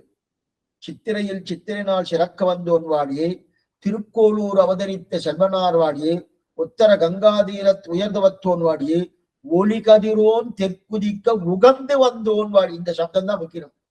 ஒளி கதிரோன் தெற்கு உதிக்க. அந்த ஒளி கதிரோன் யாரு? ஆழ்வாருடைய ஆச்சரியமான அந்த பிரகாசம். அந்த ஒளி கதிர் அந்த என்னது அஷ்டாட்சர சம்சித்தி. அஷ்டாட்சர சம்சித்தி ஆழ்வார் படைத்த அந்த ஒளி இருக்கணும். அந்த ஒளி கதிரோன் தெற்குதிக்க உகந்து வந்தோன் வாடிய. அதை சேவிக்கணும் சேவிக்கணும் சேவிக்கணும்னு. அதனால்தான் அந்த இருளற்றதான ஊர் என்று சொல்லப்படுகிறது. தெருளற்றதான ஊர் இல்லை, இருளற்றதான ஊர். அப்ப தெருளற்றதான ஆழ்வார்கள் ஆச்சாரர்கள் ஆழ்வார்கள் சம்பந்தினாலே ஊர்க்காரர்கள் எல்லாம் பொழுந்து இருக்காங்க. அந்த ஊர்ல நீங்க போனா ஆழ்வார்கள் என்ன ஆச்சாரர்கள் என்ன எல்லாமே பொழுந்து இருப்பாராம். இதெல்லாம் பெருமாளை சொல்லல, ஆழ்வார சொல்றாரு. ஏன்னா பெருமாளை சொல்லிட்டு இருக்கிற ஆச்சாரியர்களும் சொல்றான். அப்ப எதுக்காக சொல்லணும்னா அப்படிப்பட்ட பெருமாளை பொழிந்து நிற்பார் இல்லையா? எதனால? ஆழ்வாருடைய சம்பந்தத்தால. ஆழ்வார் சம்பந்தத்தால ஆச்சாரியர்களும் நிற்கிறார்கள். இந்த வைகுண்டத்திற்காலம் உயர்ந்து என்கிறார். கொஞ்சம் மாத்தி சொல்லிட்டான். வைகுண்டத்தை விட உயர்ந்தது எது? ஆழ்வார் திருநெறின்னு சொல்றார். சுவாமி இந்த மாதிரி சொல்லலாம். அவரே நம்புவார் பத்தி வைகுண்டம் காண்பினேன்னு சொல்லிக்கிறார். இப்ப இந்த வைகுண்டத்தை விட ஆழ்வார் திருநெறி உயர்ந்த உயர்ந்து அப்படி எல்லாம் சொல்லாமன்னா வைகுண்டம்னா நெச்சி விபூதி ஆயிட்டே சுவாமி. ஆனா அதை விட இங்க செம்பன் மாடத்துக்கு ஏற்றம் சொல்லலாமா? ஏன்னா செம்பன் மாட திருக்குறுவோம் நம்பி கண்ணனாய் அதான் பாதம் இருக்கும். அங்க ஸ்ரீவைகுண்டம் நெச்சி விபூதி, கலங்குவாரும் கிடையாது கலக்குவாரும் கிடையாது. ஆனா இங்க ரெண்டு பேரும் உண்டு. அப்படி இருக்கச்சது இந்த செம்பன் மாடத்துக்கு உண்டான ஏற்றம் ஸ்ரீவைகுண்டத்துக்கான ஏற்றம் சொல்ற என்னன்னா, இதுக்கு வியாக்கியாத்த தெரிவிக்கிறார். நித்திய விபூதியை நான் குறை சொல்லல. அடைய மணவாள பெருமாள் நாயன் எடுத்துருக்கா நிச்சய விபூதி குறை சொல்ல குறை சொல்லல. ஆனா நான் பார்த்திருக்கேன்னா இது தர்க்கவாதன்னு நான் பார்த்திருக்கேன்னா நன்னாத்தான் இருக்கு சுவாமி. அப்படியே இல்லைன்னு சொல்ல, சாஸ்திர பிரகாரம் எல்லாம் நன்னாத்தான் இருக்கு, என்ன இல்லைன்னு சொல்ல.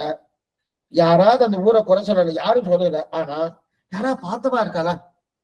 போய் பார்த்தவா சுவாமி நல்லா இருக்கு வாரும் மயிர வாரும். போன வருஷம் 11 சேர்த்து சேவிச்சோம். என்னவா சேவை கத்தியத்தை சேவை என்னவா இருக்கு, ரொம்ப நல்லா இருக்கு சுவாமி வாரம் அடுத்த வருஷம் போறோம்னா அடுத்த வருஷம் ஐநூறு போறோம். அந்த மாதிரி அங்க போய் சேவிச்சிருக்கா யாரோ ஒருத்தர். சேவிச்சிருந்தேன். அவர் சுவாமி வாரும் சிவகிட்டு போல வாரும். யாரா பார்த்தவா சொல்லியிருக்காளா? ஒருத்தரும் பார்த்தது இல்லை. ஏன்னா பார்த்தவா இங்க இல்லை, பார்த்தவா அங்க இருக்கா தவிர பார்த்தவா இங்க இருக்கிறான் அப்படின்னா. ஆனா ஆழ்வார் திருநகரை வருஷம் சேவிக்கிறோமோ. வைகாசி விசாகம் என்ன மாசி விக்க 2 உற்சவங்கள். அதாவது திருமேனியுடைய உற்சவம், அவதார உற்சவம் 2 உற்சவம் இல்லையா? விக்கிரக திருமேனி பிரதிஷ்டா உற்சவம், மேற்கொண்டு அவதார உற்சவம் 2 உற்சவம் இல்லையா? அந்த 2 உற்சவத்துக்காக போயிட்டே இருக்குமானோ. இப்ப அது உயர்ந்ததா இது உயர்ந்ததான்னா சுவாமி சாஸ்திரம் அதை சொல்லியிருக்கேன் சுவாமி. வாஸ்தவம் தான், சாஸ்திரம் தான் உயர்ந்ததுன்னு சொல்லியிருக்கு, வாஸ்தவம் தான். பார்த்திருக்கேன். பார்க்காவே உயர்ந்ததுன்னு சொல்லிட்டு தான் சுவாமி நாஸ்திகவாத மாதிரி பேசிட்டு இருக்காருங்க. நான் பார்த்ததுதான் ஒண்ணு. எனக்கு இது அனுபவம் கொடுக்கறது. இந்த அனுபவம் எனக்கு அங்க இருக்கா? நான் கிளம்பி போனதான் அங்க உண்டு. ஆனா கிளம்பி போனா உங்களுக்கு சொல்ல முடியுமா? சொல்ல முடியாது. கொஞ்சம் ஜாகிரதையா கேட்கணும். அதனாலதான் இங்க எடுத்துட்டு நல்லா பாருங்க. அதாவது அர்த்தக்கான தீப்தம் தஸ்தாகம் விஷ்ணோர் மகாத்மன, அதுக்கு இந்த பிரமாணம் எடுத்திருக்காரு என்று பரமபதத்தின் தேஜஸ்வ போல பார்க்கும் அணுகவண்ணாதபடி இருக்க என்றுக்கு கண் படைத்தார்க்கெல்லாம் காணலாய் கிட்டுமாம்படி ஸ்மிருகணீயமான தேசம். இப்ப நம்முடைய கண் படைத்தது இது.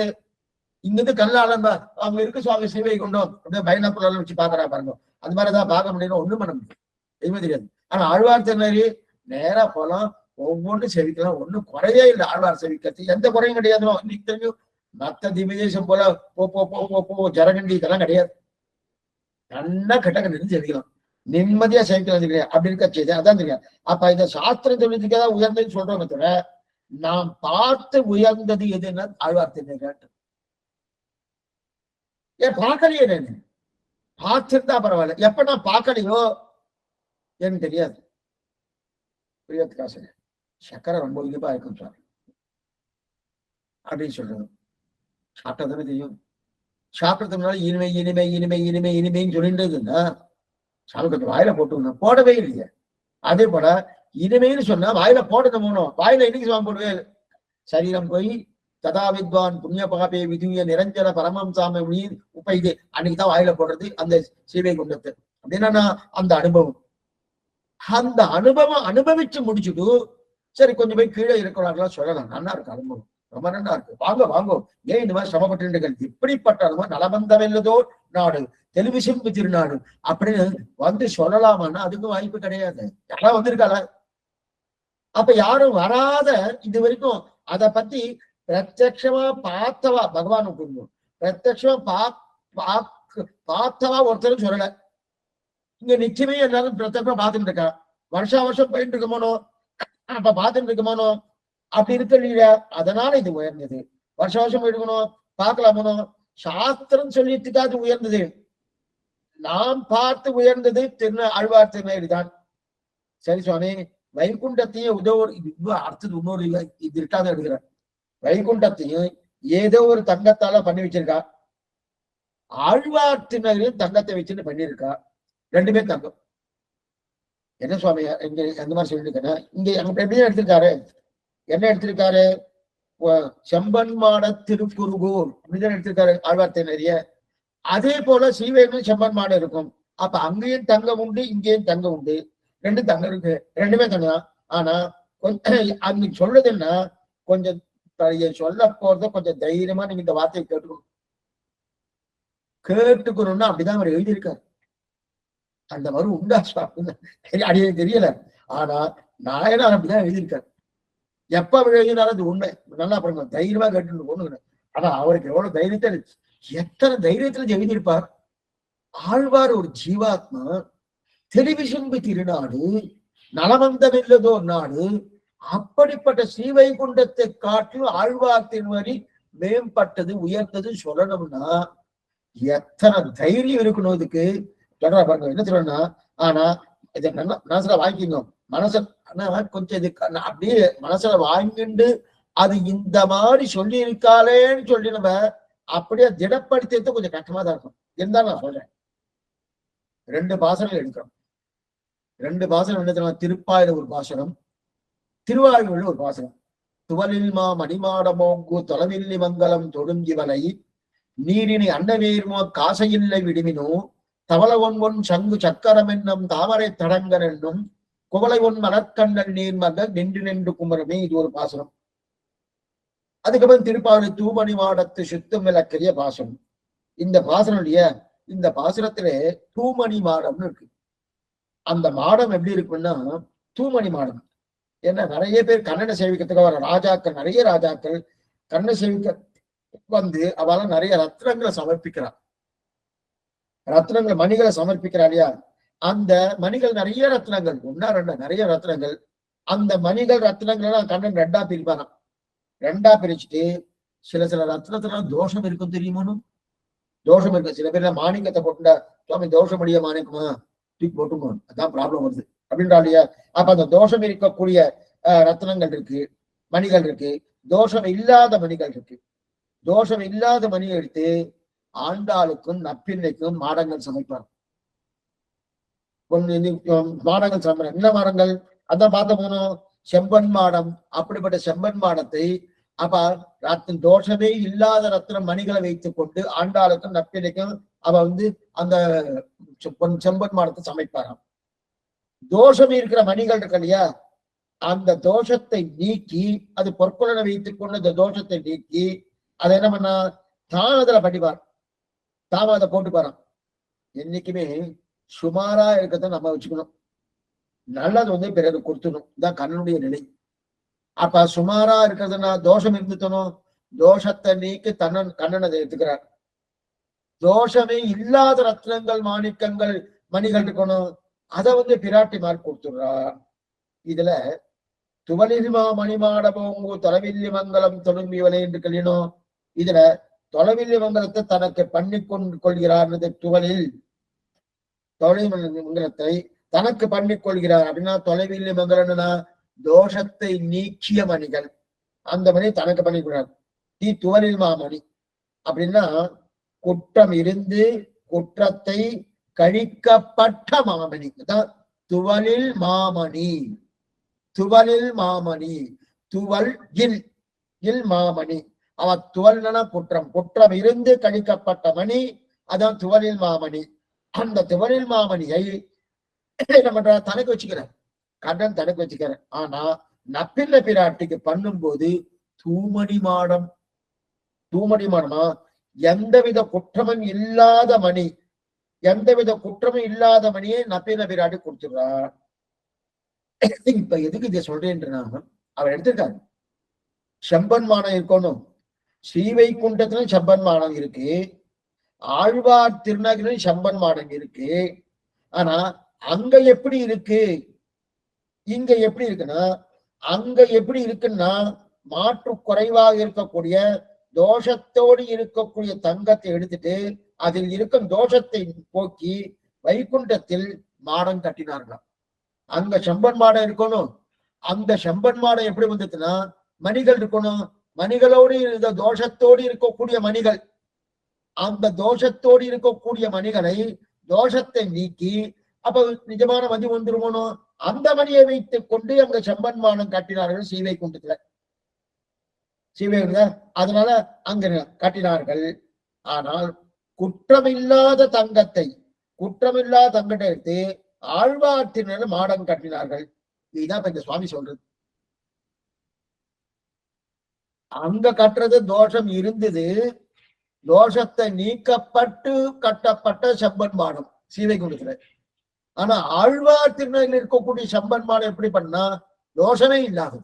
இது போல துவலில் மாமணி மாடம் ஓங்கு தூமணி மாடம். தூமணி மாடம் என்பது ஆழ்வார் திருநெல்வேலிக்கு, துவலில் மணிமாடம் என்பது ஸ்ரீவைகுண்டத்துக்கு. துவலில் மணிமாடம் ஓங்கு என்பது தோஷமிருந்து தோஷத்தை நீக்கப்பட்ட மணியான மணியா ஸ்ரீவைகுண்டம் கொடுத்துட்டான். அதே தூமணி மாடம்னா தோஷமே கிடையாது, அது ஆழ்வார் திருநெல்வேலிக்கு. இது போல அதையும் சேர்த்துறேன். அப்ப தோஷம் இருக்கக்கூடிய மணிகளை தோஷத்தை நீக்கி கண்ணன் எடுத்துக்கிறார். அதே தோஷமே இல்லாத மணிகளை நப்பின பிராட்டிக்கு ஆண்டாள் கொடுத்துதான் தெரியவில்லை. இப்ப நமக்கு என்ன தெரியுதுன்னா, குற்றமே இல்லாத மணியை செம்பன் மாடத்துக்கு கொடுத்திருக்கா. செம்பன் மாடம் இந்த ஆழ்வார்த்தை இல்லை, குற்றம் இல்லாது. குற்றம் இருந்து அதை குற்றத்தை போக்கி நல்லபடியா இருக்கக்கூடிய அந்த சொர்ணத்தை எங்களுடைய ஸ்ரீவைகுண்டி கொடுத்தினான்னு தெரிவித்தார். சரி சுவாமி, இதான் இது கட்டினான்னு சொல்றார். ஆனா குற்றமில்லாதவர்கள் திருநெல்வேலி மாடம் கட்டினா அவர்கள் இல்ல இல்லத்தினர். இதுதான் சுவாமி சொல்றது. அப்ப அங்க குற்றமிருந்து அதை தவிர்க்கப்பட்டு கட்டினது, இங்க குற்றமே இல்லாத கட்டினது. சரி சுவாமி, இது எப்படி எடுத்துக்கிறது? ஸ்ரீவைகுண்டத்துல குற்றம் இருக்கு, அங்க குற்றம் இல்லை. இங்கிருந்து கொண்டு போகக்கூடிய ஸ்வர்ணம் குற்றம் இருந்தது, அந்த தோஷத்தை கழிட்டு அங்க கொடுத்துட்டார். இங்க பண்ணப்பட்டது, இங்க செம்பன் மாடம் பண்ணது குற்றமே இல்லைன்னு. இது நீங்கதான் எப்படி ஜீரணிக்கணும், இப்படிதான் ஜீரணிக்கணும். ஏன்னா அவர் எழுதிட்டார், பூர்ணமா எழுதி. ஏன்னா சிலதெல்லாம் அடி இது ரொம்ப அபூத்துவமானு சொல்லுவா, அந்த மாதிரி கிடையாது. இது எது சொல்லுவதுன்னா, அந்த அளவுக்கு ஆழ்வார் திருநெல்வேலிக்கு அத்தனை வைபவம், அத்தனை வைபவம் ஆழ்வார் திருநெல்வேலிக்கு. ஏன்னா அங்க கூட குறை சொல்லலாமோ அப்படின்னு ஒரு எண்ணம் கூட வரலாம். ஆனா ஆழ்வார் திருநெல்வேலிக்கு குறை இருக்கானா கிடையாது. ஏன்னா நான் வைகுண்டம் போறோம் வைகுண்டம் என்று சொல்றோம் இல்லையா, அவனுக்கு அது படல, அது நித்திய விபூதியாக்கே வைகுண்டம் என்று கொண்டாடுறோம் இல்லையா நாம.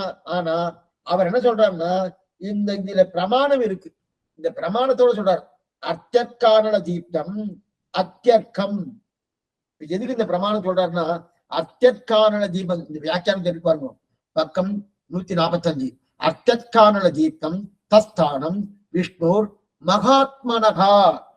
அர்த்தக்காரண தீப்தம் இல்லையா, அத்தியர்க்கம், அத்தியர்க்கம்னா சூரியன், அந்த சூரியனை காட்டிலும் மிகவும் ஒளிபடைத்ததாய் விளங்கக்கூடிய தஸ்தானம், சூரியனை காட்டிலும் ஒளிபடைத்ததாய் விளங்கக்கூடிய தஸ்தானம், அந்த விஷ்ணு ஸ்தானம் இருக்கே, அதாவது மகாத்மா விஷ்ணு ஸ்தானம். அப்ப தமச பரமோதாதா அப்படின்னு தெரிவிக்கிறார். க்ஷயந்தமஸ்தரசஸ்பிரதாகே அப்படின்னா அது மட்டும் இல்ல, நலமந்தமில்லதோர் நாடு, இத்தனை சொல்றாரு. திருவிசும்பு திருநாடு சொல்றாருன்னா அப்படிப்பட்ட பரமபதம் ரொம்ப தேஜஸ், அபாரமான தேஜஸ். அதை பார்க்கவும் அணுகவும் ஒண்ணாது, அதை பார்க்கவும் அணுகவும் ஒண்ணாது அப்படின்னாரு. சரி சுவாமி, அங்க சூரியன் கிடையாது, சூரியன் கிடையாது. ஆனா இப்ப அந்த சூரியனை காட்டிலும் ஒளிபடைத்திருக்கக்கூடிய லோகம் அது ஸ்ரீவைகுண்டம். அப்படிப்பட்ட ஒளி இருக்கு. சூரியன் நன்னதான் இருக்கார், சூரியன் ரொம்ப நன்னதான் இருக்காரு. அந்த சூரியனை உத்து பாருன்னு சொன்னேன். சூரியன் என்ன பாருங்க, சூரியன் என்ன பாருங்க பார்த்தாரு. அடுத்த வேலை நம்மளை பார்த்தா நம்ம தெரியுமானா தெரியவே தெரியாது. சூரியனை பார்த்தாரு, ஆனா அடுத்த வேலை நம்மள தெரியுமான்னா நம்ம ஒண்ணுமே தெரியாது. பார்க்க முடியும், பார்க்கவே முடியாது, மற்ற யாரையும் பார்க்க முடியாது இல்லவா?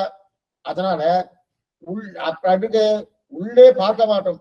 சூரியன் அபார ஒளி, நல்ல ஒளிதான், பார்க்க முடியாது. ஆனா சந்திரனை பார்க்கலாம், சந்திரனை பார்க்கலாம். அப்ப ஒளி என்பதில் இரண்டு நன்னா இருந்தாலும் சூரியன் ஒளி ஒரு மடங்கு நன்னா இருந்தாலும் பார்க்க முடியல. அதே போல நித்திய மண்டலம் என்பது உயர்ந்தது, உயர்ந்தது, ஆனாலும் நம்மால் காண முடியல, அணுக முடியல. இதுக்கு இந்த பிரமாணம் எடுத்திருக்காங்கன்னா ஏன் நித்திய மண்டலத்தை காட்ட ஆழ்வார் திருநர் உயர்ந்ததுன்னு தெரிகிறார். அதைத்தான் செம்பன்மாட திருக்குறுகூர் நம்பி கண்மனார் அடியே சதித்தேன் என்றேன்னு தெரிவிக்கிறார். செம்பன் மாடத்துக்கு அர்த்தம் பார்த்துட்டு இருக்கோம். ஏன்னா அங்க சூரியன் தான், சூரியன் நம்மளால பார்க்க முடியாதா? உயர்த்தி தான் பார்க்க முடியாதா? பார்க்க முடியல, பார்க்க முடியலன்னு நம்மளால பார்க்க முடியாது. கண்ணால பார்த்தா கண்ணு போயிடும், பார்க்க முடியாது. கிட்டக்க போக முடியுமா சுவாமி? சம்பாதி எரிஞ்சே போயிட்டான், சூரியன்கிட்ட போறேன்னு சொல்லிட்டு எரிஞ்சே போயிட்டான். அப்புறம் திடீர்னு பிரார்த்தித்தை பெற்றா வச்சுக்கோ யாரு? சம்பாதி. அதே போல இங்க அணுக முடியாது இல்லையா? அப்படி எல்லாம் இல்லாம நல்லா அப்படிலாம் இங்க ஆழ்வார் திருநீர் இருக்க, நம் கண் கொண்டு யார் யார் இருக்கா, என்னென்ன இருக்கா ஆழ்வார் திருநீர் நல்லா சேவிக்கலாமா? இல்ல சுவாமி ஸ்ரீவைகுண்டம் போய் சேவிச்சுட்டு வரேன், போகவே முடியாது, போகவே முடியாது. அப்ப அணுகவும் முடியாது, போகவும் முடியாது. அதே ஆழ்வார் திருநீர் சேவிச்சோம்னா எப்ப சுவாமி அடியேன்னு வரேன், கூட வந்துட்டு இருக்கேன், புனர்த்த கையினரா அடியேனுக்கும் போட்டு மின்னு சில பேர் சொல்லுவா, சில பேர் நானும் கூட வரேன்னு சொல்றா இல்லையா? இப்ப சேவிக்கிறோமானோ அதைத்தான் தெரியுது. அப்ப இது சொன்னா ஆழ்வார் திருநீர் சேவிக்கலாமானோ? காணலாம், சேவிக்கலாம், அடையலாம். அனைத்து பெருமை கொடுக்கக்கூடிய தேசம் இது. இனி திருஷ்டாந்தத்துக்கு நம்மாழ்வார்க்கு தொலைவில்லை மங்கலத்தை பெருமாள் தானே அசலாக இருக்கும். அந்த ரெட்ட திருப்பதி, அந்த ரெட்ட திருப்பதி தான் திருஷ்டாந்தம். ஒருத்தர் தேவபிரான், இன்னொருத்தர் அரவிந்த லோசனம்.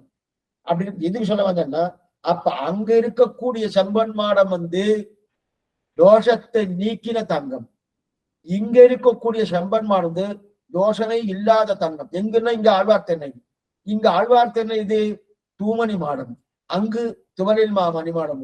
சரி சுவாமி, அது எப்படி நீங்க அந்த மாதிரி சொல்லலாம்னா அங்க பாக்கலீங்க, பார்க்க முடியாத, பார்க்க முடியல. சரி சுவாமி போன மாதிரி இருக்கு, ஆனா வந்து சொல்லலீங்க, வந்து சொல்றீங்க. சரி நீங்க இங்கிருந்து பார்க்க முடியும்னா சூரியனை பார்க்க முடியாதா? சூரியனை போல ஒளி படைத்தவன், அப்ப சூரியனை பார்க்க முடியாதா? பார்த்தா நம்ம அனுபவம் பார்க்க முடியல. மறுபடியும் யாராவது பார்க்க முடியுமா? ஒண்ணும் முடியாது. சரி சூரியன் போக முடியுமா? அதுவும் முடியாது, அணுகவும் முடியாது, காணவும் முடியாது. அதனால அதை காட்டிலும் ஆழ்வார் திருநீர் உயர்த்திவிட்டார்.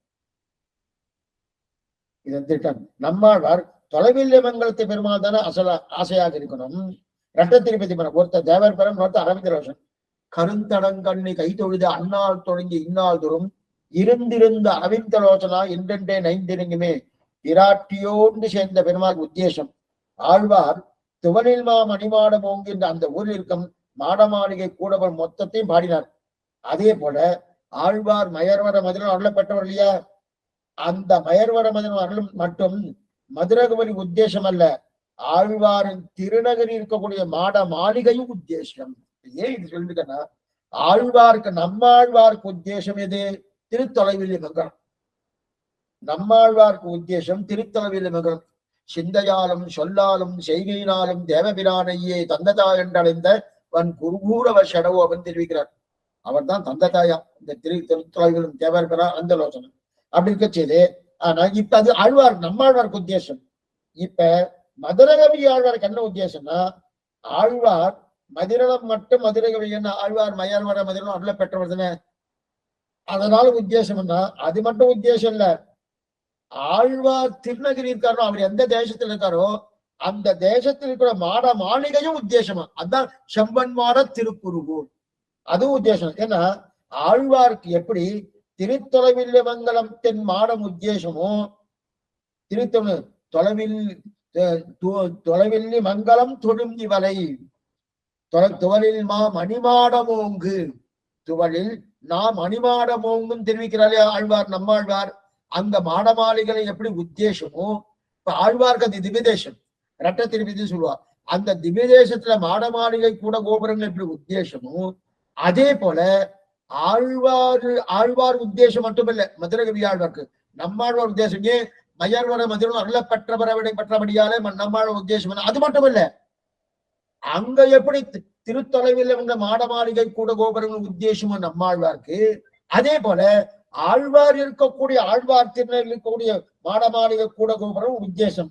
அது உத்தேசம் ஆனபடியால் தான் மாட மாளிகையும் உத்தேசம் அப்படின்னு தெரிவிக்கிறார். அப்ப அதனால செம்பன் மாட திருக்குறுகூர் நம்பி கண்பனான், அதனாலதான் திருநகரின் மாடம் உத்தேசம். ஆக அர்த்தத்திலும் காமத்திலும் ஆசை வைக்கிற கூட இந்த திருநருக்கு நன்கு திருத்திப்பார், ஆச்சரியமா தெரிவிக்கிறார், ரொம்ப நன்னா தெரிவிக்கிறார். சில விஷயங்கள்லாம் ஆழ்வார் திவ்ய தேசத்துக்கு உண்டான வைபவம்லாம் இந்த பாத்திரத்தை தான் தெரியும். சில பேர் ரொம்ப மோசம்னு சொல்ல முடியாது, எப்ப பாரு பணம் சம்பாதிக்கணும்னு சொல்லுவார், கெட்டையா சம்பாதிக்கணும், நன்னா எடுக்கணும், என்ன பண்ணணும். அதே மாதிரி காமம், பெண்கள் இடத்துல காமம், சரீர அனுபவம் வேணும்னு நிறைய பேர் கேட்டுட்டு இருப்பார். சில பேர் ஐஸ்வர்ய அனுபவம், ஐஸ்வர்ய அனுபவம் சரீர அனுபவம் தான், எல்லாமே ஒண்ணுதான். இருந்தாலும் சில பேர் பராத்திக்கிறா, அவள் என்ன பண்ணணும்னா அவ மாறுறதே இல்லை சுவாமி, எத்தனை சொன்னாலும் கேட்கலையே சுவாமி, நேரம் ஆழ்வார கொண்டு சேவிக்கணும், சேவிக்க வைக்கணும். சேவிக்க வச்சா மாறிடுவா. அதுக்கு சாட்சி என்ன சுவாமி, மதுரகவி ஆழ்வார் சாத்து. ஏன்னா நான் இந்த தீய எண்ணத்தோடு தான் உள்ள நுழைஞ்சேன். தீய எண்ணத்தோடு உள்ள நுழைஞ்ச போது அங்க அட்டாற்ற சம்சித்தி ஆழ்வார் பெற்றிருக்காரனோ, அவருடைய திருமணத்தை சேவிச்சேன், அவருடைய சம்பந்தத்தால எனக்கு இந்த தீய எண்ணெல்லாம் எப்படி எனக்கே தெரியாம போயிடுது. எனக்கு இப்பதான் பார்த்தோம், எனக்கே தெரியாம போயிட்டு தெரியாம பதில் சொல்றா இல்லையா. அப்ப அப்படி இருக்க செய்தி தான் தெரிவிக்கிறார்.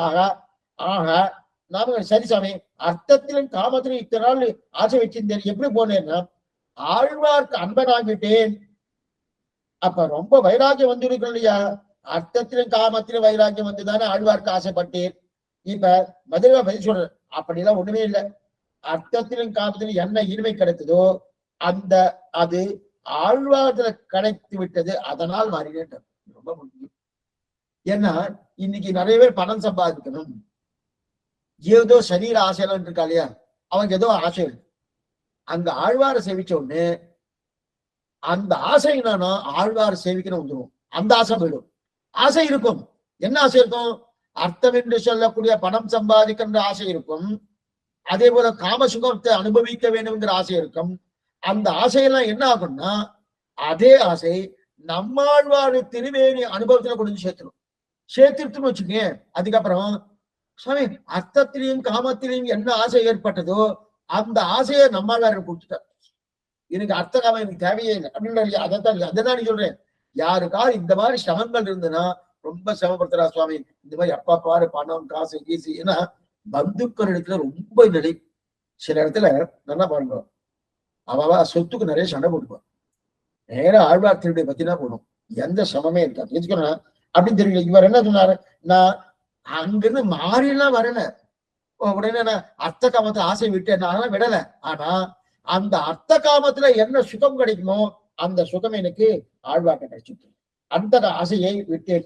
அப்படின்னா அதுல ஆசை விட்டேன்னு சொல்ல மாட்டேன், ஆனா அர்த்தம் என்ன சந்தோஷத்தை கொடுக்குமோ காமம் என்ன திருப்தியை கொடுக்குமோ அந்த இரண்டையும் ஆழ்வார் கொடுத்தான். அதனால அவருக்கே நான் ஆண்பன், அப்படின்னா செம்பன் மாட திருக்குறுகூர் நம்பி கண்பன் அன்பனாகிட்டேன். இப்ப கீழ்பாட்டுல அன்னையாய் அத்தனாய் என்னையாண்டிடும் தன்மையான்னு சொன்னார் இல்லையா கீழ்பாட்டுல. இப்ப இங்க கீழ்பாட்டுலதான் இப்ப என்ன தெரிவிக்கிறாருன்னா, சுவாமி பரமாச்சாரியர்னு ஆள வந்தார், ஸ்தோத்திரத்தை மாதா பிதா யுவதய ஸ்தனையாய் பூதின்னு தெரிந்து வரணும். அந்த அந்த ஸ்தோத்திரம் எங்கிருந்து எடுத்திருக்காருன்னா, அந்த ஸ்தோத்திரம் எப்படி அவர் சுவாமி ஆள வந்தார் பண்ணாருன்னா, இந்த பாட்டு இதுக்கு இந்திர பாட்டு. அன்னையாய் அத்தனாய்ங்கிற எங்கையாலே மாதா பிதா எங்கன்னு சொல்லிட்டு மாதா பிதா யுவதய சத்தனயா விபூதிகி சர்வம் யதேன நியமேன மதன்மயானாம் ஆத்யஸ்தன குலபதி வகுலாபிராபம் ஸ்ரீமத் ததங்கிரியுகுலம் பிரணமாயி மூர்த்தனம் இல்லையா. இப்ப இப்ப இதுனாயிடுத்து முந்தின பாட்டுல அன்னயாயத்தனா சப்தத்தாலே மாதா பிதாங்கிறன்னு சொன்னார். இப்ப என்ன சொன்னா யுவதயகா விபூதி, மாதா பிதா யுவதயகா விபூதி. இந்த பாட்டுல என்னன்னா யுவதயகா விபூதின்னார். யுவதயகனா யாரு? கைப்பிடித்த பெண், தர்மபத்தினி கைப்பிடித்த பெண். இதுதான் விபூதி. என்னன்னா இந்த சொத்து. அப்ப கைப்பிடித்த பெண் என்ன விபூதினு எச்சேன்னு வைக்காது. விபூதினா சொத்து. நித்திய விபூதி நிலா விபூதி நிலா. அப்ப சொத்து, அந்த சொத்து ரெண்டுமே இருக்குன்னார். ஏன்னா எங்க சுவாமி ரெண்டும் இருக்கு? அன்னயாயத்தனாய்ங்கிற சப்தத்தாலே மாதா பிதா நன்னவ தெரியுது. இங்க யுவதயகா விபூதி, விபதயகனா கைப்பிடித்த பெண்ணு, விபூதி என்னது? சொத்து. இது ரெண்டும் எங்க இருக்கு இந்த பாட்டுல? நம்பினேன் பிற நண்பொருள் தன்னையும் நம்பினேன் மடவாரையும் முன்னல எங்க சுவாமி இருக்குன்னா நம்பினேன் பிற நண்பொருள் என்பதனால் விபூதி. விபூதி விபூதினா என்னது? சொத்து. இன்னொருத்தருடைய சொத்தை என் சொத்து நினைச்சிடணும், அதான் சொத்து. நம்பினேன் பிற நண்பொருள், அதான் விபூதி சொல்றார். அதுக்கப்புறம் யுவதயகா கைக்கு பிடித்த பெண் வேணும்னு யுவதயகா எங்க சுவாமி இருக்கு? மடவாரையும், அதான் பெண்கள். மடவாரையும் இருக்கிறியா? அப்ப மடவாரையம் என்பதனால யுவதயகா. அப்ப விபூதி யுவதயகா ரெண்டுமே நம்மாழ்வாரிடத்துல கண்டேன். எதுக்கு இந்த வார்த்தை வருதுன்னா, அவர் என்ன பண்ணார்? எனக்கு அர்த்தத்திலையும் காமத்திலையும் எனக்கு ஆசை இருந்தது. மதுரை சொல்றது அர்த்தம்னா பரசுபாதிக்கத்துல திருநடத்துல மேற்கொண்டு காமம் பெண்கள் சுகம் இடத்துல எனக்கு ஆசை இருந்தது. அந்த ஆசை இருந்தபடியால என்ன ஆயிடுச்சுன்னா, நான் இங்க வந்த உடனே அந்த ஆசையை விட்டேன்னு அவர் சொல்லல. அந்த ஆசையால எனக்கு என்ன திருப்தி ஏற்படுமோ அதே திருப்தியை நம் அன்பன், அப்படிப்பட்ட நம்மாழ்வாருக்கு நான் அன்பனான உடனே அப்படியே திருப்தி எனக்கு கொடுத்துட்டார். அப்ப கொடுத்துட்டாருன்னா அப்ப அங்க இருக்கக்கூடிய பெண்ணுடைய அனுபவம், சொத்துடைய அனுபவம் ரெண்டுமே வரணுமோ? ஆமா, வந்திருக்கேன். நம்பினேன் பிற நண்பொருள், அதான் சொத்து. பெண்ணுடைய அனுபவம் இது மடவாரையும் வந்துருத்தணும். இதுதான் அப்படின்னா இதுக்கு முன்னாடி பாட்டுல அன்னையாய் அத்தனாய் என்று சொல்லக்கூடிய பாட்டுல மாதா பிதான்னு வந்துருத்து. இப்ப நம்பினேன் பிற நண்பொருள் தன்னையும் நம்பினேன் மடவாரையும் சப்தத்தாலே யுவதயகா விபூதின்னு வந்துருத்து. இப்ப ரெண்டையும் சேர்த்தாச்சுன்னா மாதா பிதா. அப்ப மாதா பிதா அன்னையாய் அத்தனாய், யுவதயகா ஸ்தனையா விபூதிகி நம்பினேன் பிறன் நம்பொருள் தன்னையும் நம்பினேன் மணவாரையும் முன்னலாம் செம்பன்மாட திருக்குறுவன் நம்பி காண்பனாய். அப்ப திருக்குறுவன் நம்பி எடுத்து அன்பு படைத்தவன் ஆனேன். இப்ப விளக்கம் நம்பி காண்பனாய். அர்த்த காமாதியை நம்பி போந்த நான் ஆழ்வாருடைய அன்பனாய் விட்டேன். அர்த்த காமங்களின் போக்கியதையும் ஆழ்வார் பாடிய கண்கையாலே அவர்க்கே அன்பனாய் விட்டேன். கீழ்பாட்டில் அன்னையாய் அத்தனாய் என்கையாலே மாதா பிதா என்னுமிடம் இதில் யுவதயகா விபூதி என்னுமிடம் சொல்லுகிறார். இதற்கு நம்ம பார்த்துக்கணும். அதற்கு மேற்கொண்டு சதித்தேன் என்று பக்கம் 146 மேல் பத்தியை விட்டுட்டு கீழ்பத்தியை செய்கிறார். பக்கம் சதித்தேன் என்று சதிரனானேன் மோட்ச இஷ்டாமி என்றவன் முழங்கை தண்ணீர் பார்த்திராதே ஆழ்வாடிய பிரபாவத்தை இட்டு வென்றேன். நம்பிக்கண்மனா சதித்தேன் மாற்பால் மனம் சுடுப்ப மங்கையத்தோ கைவிட்டு என்கிறபடியே ஆழ்வாரு கண்மனாய் அந்நிய விஷயங்களை வென்றேன். நம்பிக்கண்பனானான் அடியேன் ஆத்மீயங்கள் இரண்டும் ஆழ்வாராயிற்று அவர்தாமே யானே நீ என் உடமையும் நீயே என்று தத் விஷயத்தில் சமர்ப்பித்தா போலே மடவாரியம் நம்பினேன் சதித்தேன். அவர்கள் சதிரள மடவார் ஆகையாலே இலிம்புட்ட கான் ஆழ்வாரை உண்ட செய்து சதிரனாய் விட்டேன். அசிவா தெரிவிக்கிறார். என்னன்னு பார்க்கணும். இப்ப பக்கம் 146 2ஆம் பக்கம்னு சொன்னேன். சதுரனானேன் சதித்தேன் என்றேன். அப்ப செய்து முடிப்பவளை செய்து முடிக்க பெற்றேன். செய்த வேண்டியதை செய்து முடிக்க பெற்றேன். பகவான் திருவடியை அடைந்து மோட்சம் அடையும் என்றா எதை எதிர்பார்க்க இருக்கணும்? எதை எதிர்பார்க்கணும்? அதாவது ஒரு சுவாமி இடத்துல போய் தீர்த்தம் கேட்டேன். சுவாமி இது ஒரு திட்டம் சொல்ற. பகவான் இடத்துல போய் எதிர்பார்த்து அவர் எதை எதிர்பார்க்கிறாரு? நான் மோட்சம் கேட்டேன், ஏதோ ஒன்று எதிர்பார்க்கிறாரு. அதுக்கு ஒரு திட்டம் சொல்ற. ஒரு சுவாமிகிட்ட போய் தீர்த்தம் கேட்டேன். அவரை என்னவோ பாத்திரம் வச்சுட்டு இருக்கா, சொம்ப எடுத்துட்டு இருக்கா, ஏதோ ராமானுஜ சொம்பன்னு இருக்கா, அதுல கொடுத்துருக்கலாம். அல்லது பாத்திரத்தை கொடுத்துக்கலாம். அவர் என்ன பண்ணாரு, அல்லது கையில வாங்கிக்கோன்னு சொல்லியிருக்கலாம். அதெல்லாம் சொல்லாம அவர் என்ன சொன்னாருன்னா, அடி தீர்த்தம் சாப்பிட போறேன், அந்த தீர்த்தம் சாப்பிட்டு பண்ணணும், அப்படி இப்படி கையை வச்சுட்டு சாப்பிட்டு பண்ணணும். சாப்பிட்டு இருக்கச்சே அந்த முழங்கை வழியா வழியும் போனோம் அந்த ஜலம், அந்த ஜலத்தை நீ குடிச்சுக்கோன்னு அப்படின்னு சொல்றேன். தீர்த்தத்தை இப்படி கையில வச்சுட்டு இப்படி சாப்பிடுவோம். சாப்பிடச்சே இங்க ஜலம் வழியும் போகணும். தீர்த்தம் யாரோ கேட்டிருக்காரு, சுவாமி எனக்கு தீர்த்தம் வேணும்னு. இவர்கிட்ட தீர்த்தம் இருக்கு. இவர் கையில வச்சுட்டு இப்படி நான் சாப்பிடுவேன். அப்ப கீழே வழிய போகணும், அந்த கீழே வழியில சாப்பிட்ட தீர்த்தத்தை நீ சாப்பிட்டுக்கோன்னு சொன்னார். அதை தீர்த்தம் குடிப்பேன், அதை முழங்க வழியாக ஜல வழி போகணும், அதை நீர் குடிச்சு கொண்டார். இதுதான் முழங்கை தண்ணீர் படிந்திருத்தல் பெருக்கு. அப்படியே வியாக்கியானத்தை எடுத்துக்கார். முழங்கை தண்ணீர் படிந்திருப்பது, அதாவது அவர் தீர்த்தம் சாப்பிடுவாராம், நமக்கு நேரே தீர்த்தம் தரமாட்டாராம். ஆனா அவர் தீர்த்தம் குடிக்கும் போது கீழே தீர்த்தம் விழத்தோணும், அந்த கீழே விழக்கூடிய தீர்த்தத்தை எதிர்பார்த்து நான் இருக்கணும். புரியுதா? அந்த கீழே விழக்கூடிய தீர்த்தத்தை எதிர்பார்த்து நான் இருக்கணும். ஏன் இந்த திருட்டாந்த எடுத்துக்கிறேன்னா, பகவான் மோக்ஷிச்சாமின்னு சொன்னாரணும். சர்வதன்மான் பரித்தஜ்ய மாமேகம் சரணம் பிரஜா அகம் துவா சர்வ பாபேற்கு மோட்சீசம் சொல்லணும். எப்ப சொன்னாருன்னா, நீ செய்ய வேண்டியதை நன்னா செய், அதன் பிறகு நான் செய்ய வேண்டியது செய்கிறேன். ஏன்னா எல்லா தர்மங்களையும் விட்டு என் ஒருத்தனையே சரணமாக பத்து. சர்வதர்மான் பரித்தஜ மாமேகம் சரணம் பிரஜா, நீ செய்ய வேண்டியதென்னா செய், அதெல்லாம் செஞ்சு முடிச்சுட்டேன்னா அதை பிறகு நான் செய்ய வேண்டியது செய்யறேன். அப்ப நீ செய்ய வேண்டியது என்ன? சர்வதர்மான் பரித்தஜ மாமேகம், அதை பண்ணினால்தான் மோட்ச இச்சாமி. அப்ப மற்ற எல்லா தர்மங்களையும் விட்டு என்னையே எல்லா தர்மமாக பத்து, நான் உன்னை எல்லா பாவங்கள் நின்று விடுவிக்கிறேன்னு கண்ணன் சொன்னா, இப்பனா இதான இது அவர் கையை எதிர்பார்த்து இருக்கிறதுன்னு அர்த்தம். அவர் கை எதிர்பார்த்துருந்தா அப்படி அப்படிங்கிறார்கள். ஏன் இதை சொல்றேன்னா, இப்ப கண்ணன் கை எதிர்பார்த்து இது போல தீர்த்தம் வேணும்னு கேட்டோம்னே என்ன சொல்லிக்கணும்? ஒரு சொம்பளை கொடுத்துக்கணும், இல்லது ஒரு பாத்திரத்தை கொடுத்துக்கணும். அதை கொடுக்காம நான் தீர்த்தம் சாப்பிட்டு இருக்கேன், என் கையிலிருந்து வழியும் போனோம், அதை சாப்பிடுன்னு சொல்ற மாதிரி இருக்கு கண்ணன்.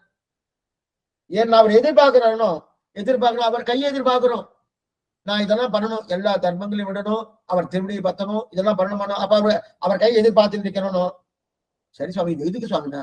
அப்படி இல்ல ஆழ்வார் திருவடிட்டு. அப்படி இல்லாமல் அடியேன் சதித்தேன் என்று, அப்படி எல்லாம் நான் பெற்றேன் என்று அர்த்தம் பண்ணி கொள்ளலாம். அப்படின்னா ஆழ்வார் பரவத்திலே பெற்றேன் நம்பிக்கன்பனாய். எப்ப நம்பியிடத்தில் அன்பு ஏற்பட்டதோ, நம்பியிடத்தில் அடியேன் சதித்தேன் அப்படின்னா பெற்றேன். எப்படி பெற்றேன்? அடியேன் சதித்தேன், நம்பிக்கை அன்பனாய் அடியேன் சதித்தேன். எப்ப நம்பியிடத்து அன்பு ஏற்பட்டதோ, இதைத்தான் ஆழ்வார் பாசம் மாற்பால் மனம் சுழிப்ப மங்கையத்தோர் கைவிட்டுன்னா, பகவானத்தில் மனம் சுழித்து கொண்டு ஆசையோடு போனா மற்ற இடத்துல வைராக்கியம் வந்துடும். நம்மாழ்வாருக்கு அன்பனாய் அடியேன் சதித்தேன், அங்கு மாற்பால் மனம் சுழிப்பு, அதுதான் இங்கு நம்பிக்கை அன்பனாய். ஆத்மானம் ஆத்மாவுடையது இங்கு ஏன் சொத்தும் இல்ல அவருடைய இது சொன்னா பகவானத்தை மனம் சுழித்து கொண்டு எங்கேயும் ஆசையோட மற்ற இடத்துக்கு கொண்டு வச்சுக்கேன், வைராக்கியம் வரணும். மாற்பால் மனம் சுழிப்ப மங்கையத்தோல் கைவிட்டு, அந்த மங்கையத்தோல் கைவிட்டு மால் என்று சொல்லக்கூடிய திருமால் நமக்கு நம்ம பூர்ணமாக நமக்கு அன்பு வரணும். அந்த பெண்களிடத்துல வைராக்கியம் வரணும், வைராக்கியம் வந்துடும். ஆனா அது ஒரு பக்கம் இருக்கட்டும். இப்ப நம்மாழ்வார்க்கு அன்பனாழிய சதித்தன்னா அங்கு மாற்பால் மனம் சுழிப்ப, அதுதான் அங்க இருக்கு. இங்க நம்பிக்கை அன்பனாய் அப்படின்னு இருக்கு. அப்படின்னா அங்க பெண்களிடத்திலே வைராக்கியம் வரணும். எங்க அங்க அங்கன்னா பகவான் திருவடிய பத்தத்துக்கு பெண்களிடத்துல வைராக்கியம் வந்துதான் அவ பெண்ணாசை வேண்டாம், இது இருக்கு இப்படிப்பட்ட பொன் என்று சொல்லக்கூடிய இந்த பகவானுடைய ஆசைதான் பிரதான, அந்த பெண்ணாசையை விட்டுட்டு இங்க வரணும். ஆனா இங்க அப்படி இல்லை. அப்ப மாற்பால் மனம் சுழிப்பது அங்கதான் பகவான பத்தது. இங்க என்ன சும்மா பண்ணும்? பெண்ணாசை விட்டு வரணும். ஒண்ணுமே இல்லை, நம்பிக்கை அன்பன். நம்பிக்கை அன்பனாய் அப்படின்னா ஆத்மாவும் ஆத்மாவுடையது என் சொத்தும் எல்லாம் ஆழ்வாருடையது. நம்பிக்கை அன்பனாய் என்னன்னா எல்லாம் ஆழ்வாருது. ஆழ்வார் சொன்னது என்ன? யானே நீ என் உடமையும் நீயே, வானே ஏத்தும் என் வானவரே, யானே என்னை அறியலாதே, யானே எந்தனதே என்றிருந்தேன், யானே நீ என் உடமையும் நீ ஏன்னு சொன்னார் இல்லையா? அப்ப அந்த மாதிரி சொல்லி பெருமாளத்தை சமர்ப்பிச்சார் நம்மாழ்வார். யானே நீ என் உடமையும் நீ ஏன் பெரும் சமைச்சனா. ஆனா இங்க என்ன சொல்றனா, இங்க அடியவன் அடியேன் ஆழ்வார்த்து என்னையும் உடமையும் சமர்ப்பித்தேன். அங்க பகவானிடத்துல நம்மாழ்வார் சமர்ப்பித்தால் யானே நீ என் உடமையும் நீ ஏன்னு. இங்க மதுரகவி ஆழ்வார் அடியேன் ஆழ்வாரத்துல என்னையும் என் உடமையும் சமர்ப்பித்தேன்னாரு. சரி சுவாமி, இத்தனை ரொம்ப சாமர்த்தியமா என்ன சராசரியா பெண்ணிடத்தில் மொத்தம் இருந்தியே, இதெல்லாம் மாறி ஆழ்வார் அண்ட கொண்டு ரொம்ப சதுரநானேன் பண்ண வேண்டியதை பண்ணினேன். நான் பண்ண வேண்டியதெல்லாம் பண்ணினேன், சதுரநானேன். புரியலையே சுவாமி. ஒண்ணுமில்லை, இத்தனை நாள் எங்கெங்க பெண்களிடத்துல எத்தனை ஆசை, மாட மாளிகை கூட கோபுரங்களை என்னென்ன செட்டு கிடைக்கும் பாத்துட்டு தெரியணும். அப்படி இருக்க செய்து அப்ப அந்த பெண் சாமர்த்தியமா இருக்கக்கூடிய அந்த சராசரியா இருக்கக்கூடிய அந்த பெண்களிடத்துல சைர சஞ்சாரம் பண்ணி கொண்டு இருந்தேன் இல்லையா? இப்ப என்ன ஆயிடுச்சுன்னா சதுரனானேன். ஆழ்வார் திருவிட அன்பனானே ஆழ்வார் திருவிட பத்தின உடனே பண்ண வேண்டியதை பண்ணிட்டேன். பண்ண வேண்டியது பண்ணிதான் என்ன சுவாமின்னா, இதுக்கு அரும்பதத்துல எடுத்துட்டா பண்ணுவோம். அங்க சரியா கொடுங்க. அரும்பதத்துலன்னா இது கீழே இருக்கு, இது கீழே இருக்கு. அரும்பதத்துல ஒரு நிமிஷம் வாசிக்கிறேன். அன்பனானா என்று அர்த்த காமங்களை பிரவண ஆழ்வார் பக்கம் உண்டாகையாலே மத்திய சரம பதார்த்தங்களே அந்யோபோபாய்க்கும் அடியல் என்று அனந்தார்த்தம் சொல்லுகையாலே பதத்திரங்களிலிருந்து முன்னலாய் விட்டேன் என்றது ததிய சகமான என்றது ததிய பஞ்சித்தமான என்றபடிது. ஆத்ம ஆத்மீயங்கள் இரண்டும் தாமும் தன்னுடைய பக்தியும் ஆழ்வார்க்கு சேத்துமாய் என்றபடி. இதான் என்னைக்குமே ஒரு சந்தேகம் வந்துட்டா கீழே அதுல வந்து இது இருக்கும். அந்த அந்த வாக்கியத்தை சேவிச்சாலே நமக்கு பூர்ணமா வந்துடும் தெரிவிக்கிறார். சரி, இப்ப விஷயம் அருமதம், அந்த அருமத்தை சேவிச்சுட்டு இருக்கேன். இப்ப இது என்னன்னா அதன் கீழே பதத்திரயத்தை எனக்கு அன்வயம் ஏற்பட்டது என்கிறார். பதத்திரயத்திலே எனக்கு அன்வயம் ஏற்பட்டதுன்னு மதுரை கவனத்திற்கு. பதத்திரயம் இது ஓம் நமகா நாராயணாயா. ஓம்காரத்தின் அர்த்தம் என்னது? பெருமாளுக்கு அனன்யார்க சேஷபூதன் அப்படின்னா அகாரவாச்சனம் பகவானுக்கு, மகாரவாச்சனம் ஜீவாத்மா அடிமை. அப்ப அனன்ய உபாயம் நம பதத்தின், அவனை தவிர மற்றொரு உபாயம் கிடையாது. இது நம சப்தத்தின் அர்த்தம். அதுக்கப்புறம் அனன்ய போக்கியத்துவம் நாராயணா என்பது அர்த்தம். அப்படின்னா அவனை தவிர மற்றொரு புருஷார்த்தம் கிடையாது. இப்ப அதே போல நம்மாழ்வாரே எனக்கு மூணாவும் இருக்கிறான். நம்மாழ்வாரும் எனக்கு மூணு. இப்ப என்னன்னா பகவான் விஷயத்துல சொல்லப்பட்ட அந்த திருமந்திரம், அந்த திருமந்திரம் என்ன சொல்லிட்டு பகவானுக்கு நான் தாசன் ஓம்காரம் சொல்றது அனன்யார்க சேஷபோதன். அந்த பகவானை தவிர மற்ற உபாயம் கிடையாது சொல்கிறது நம சப்தார்த்தம்.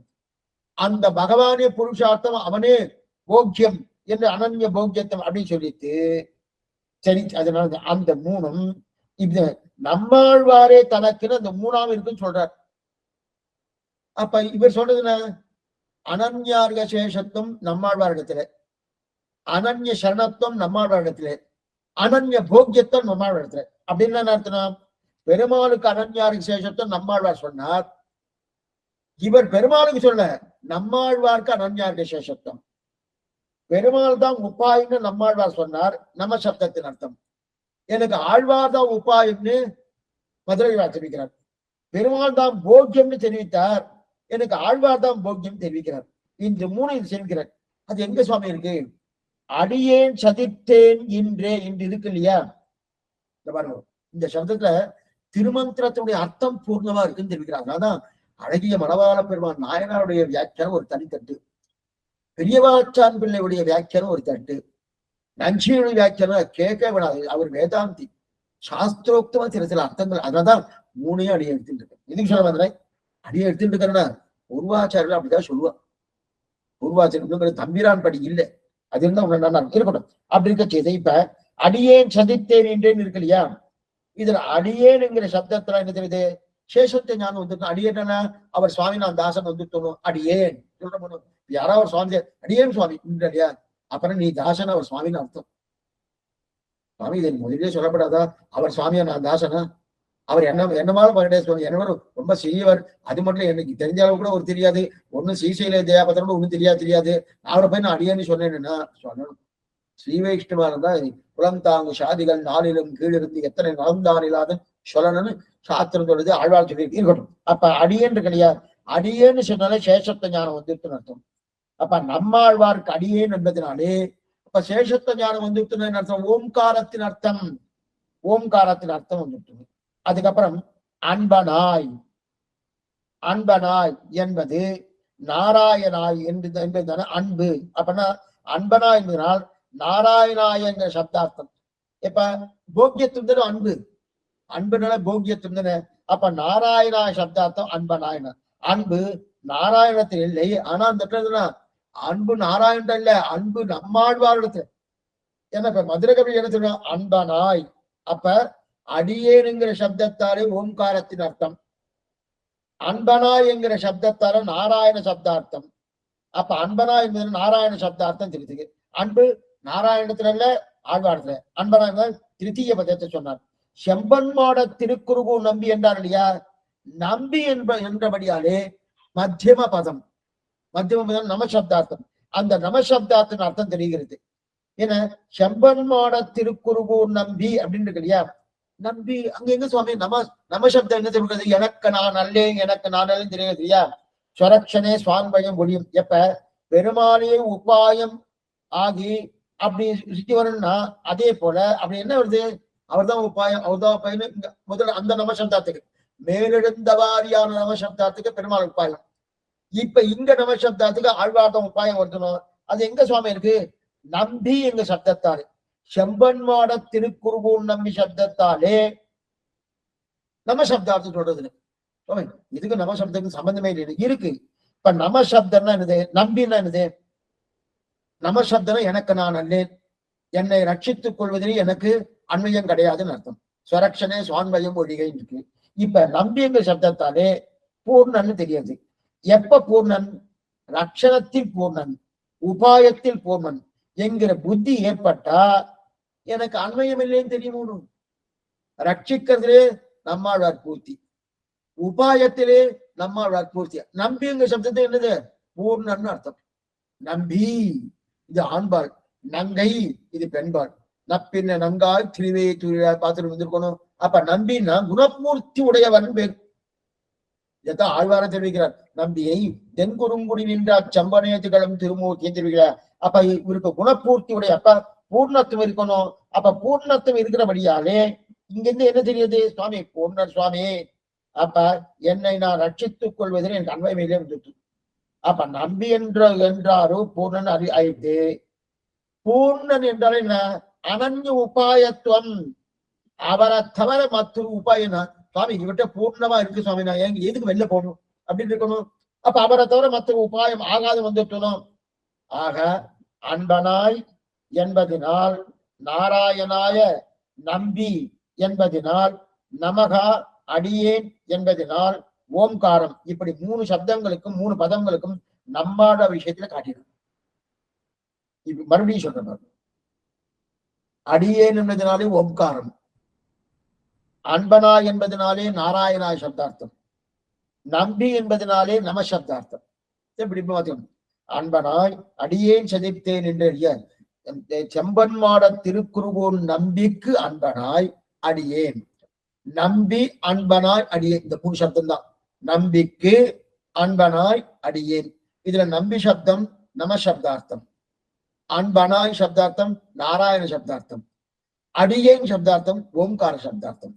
ஆக நம்மாழ்வார் எப்படி அந்த 3 பதத்தையும் பகவான் விஷயத்தில் தெரிவித்தாரோ, அதே போல நம்பிக்கன்பனாய் அடியேனுங்கிற சப்தத்தாலே மதுரகவி ஆழ்வார் அந்த 3 பதங்கள் ஓம் நமகா நாரா 3 பதங்களையும் நம்மாழ்வார் விஷயத்தை தெரிவிக்கிறார். அதான் நம்பினேன் பிறன் நண்பர்கள் தன்மையும், நம்பினேன் மடவாரியம் முன்னலாம்.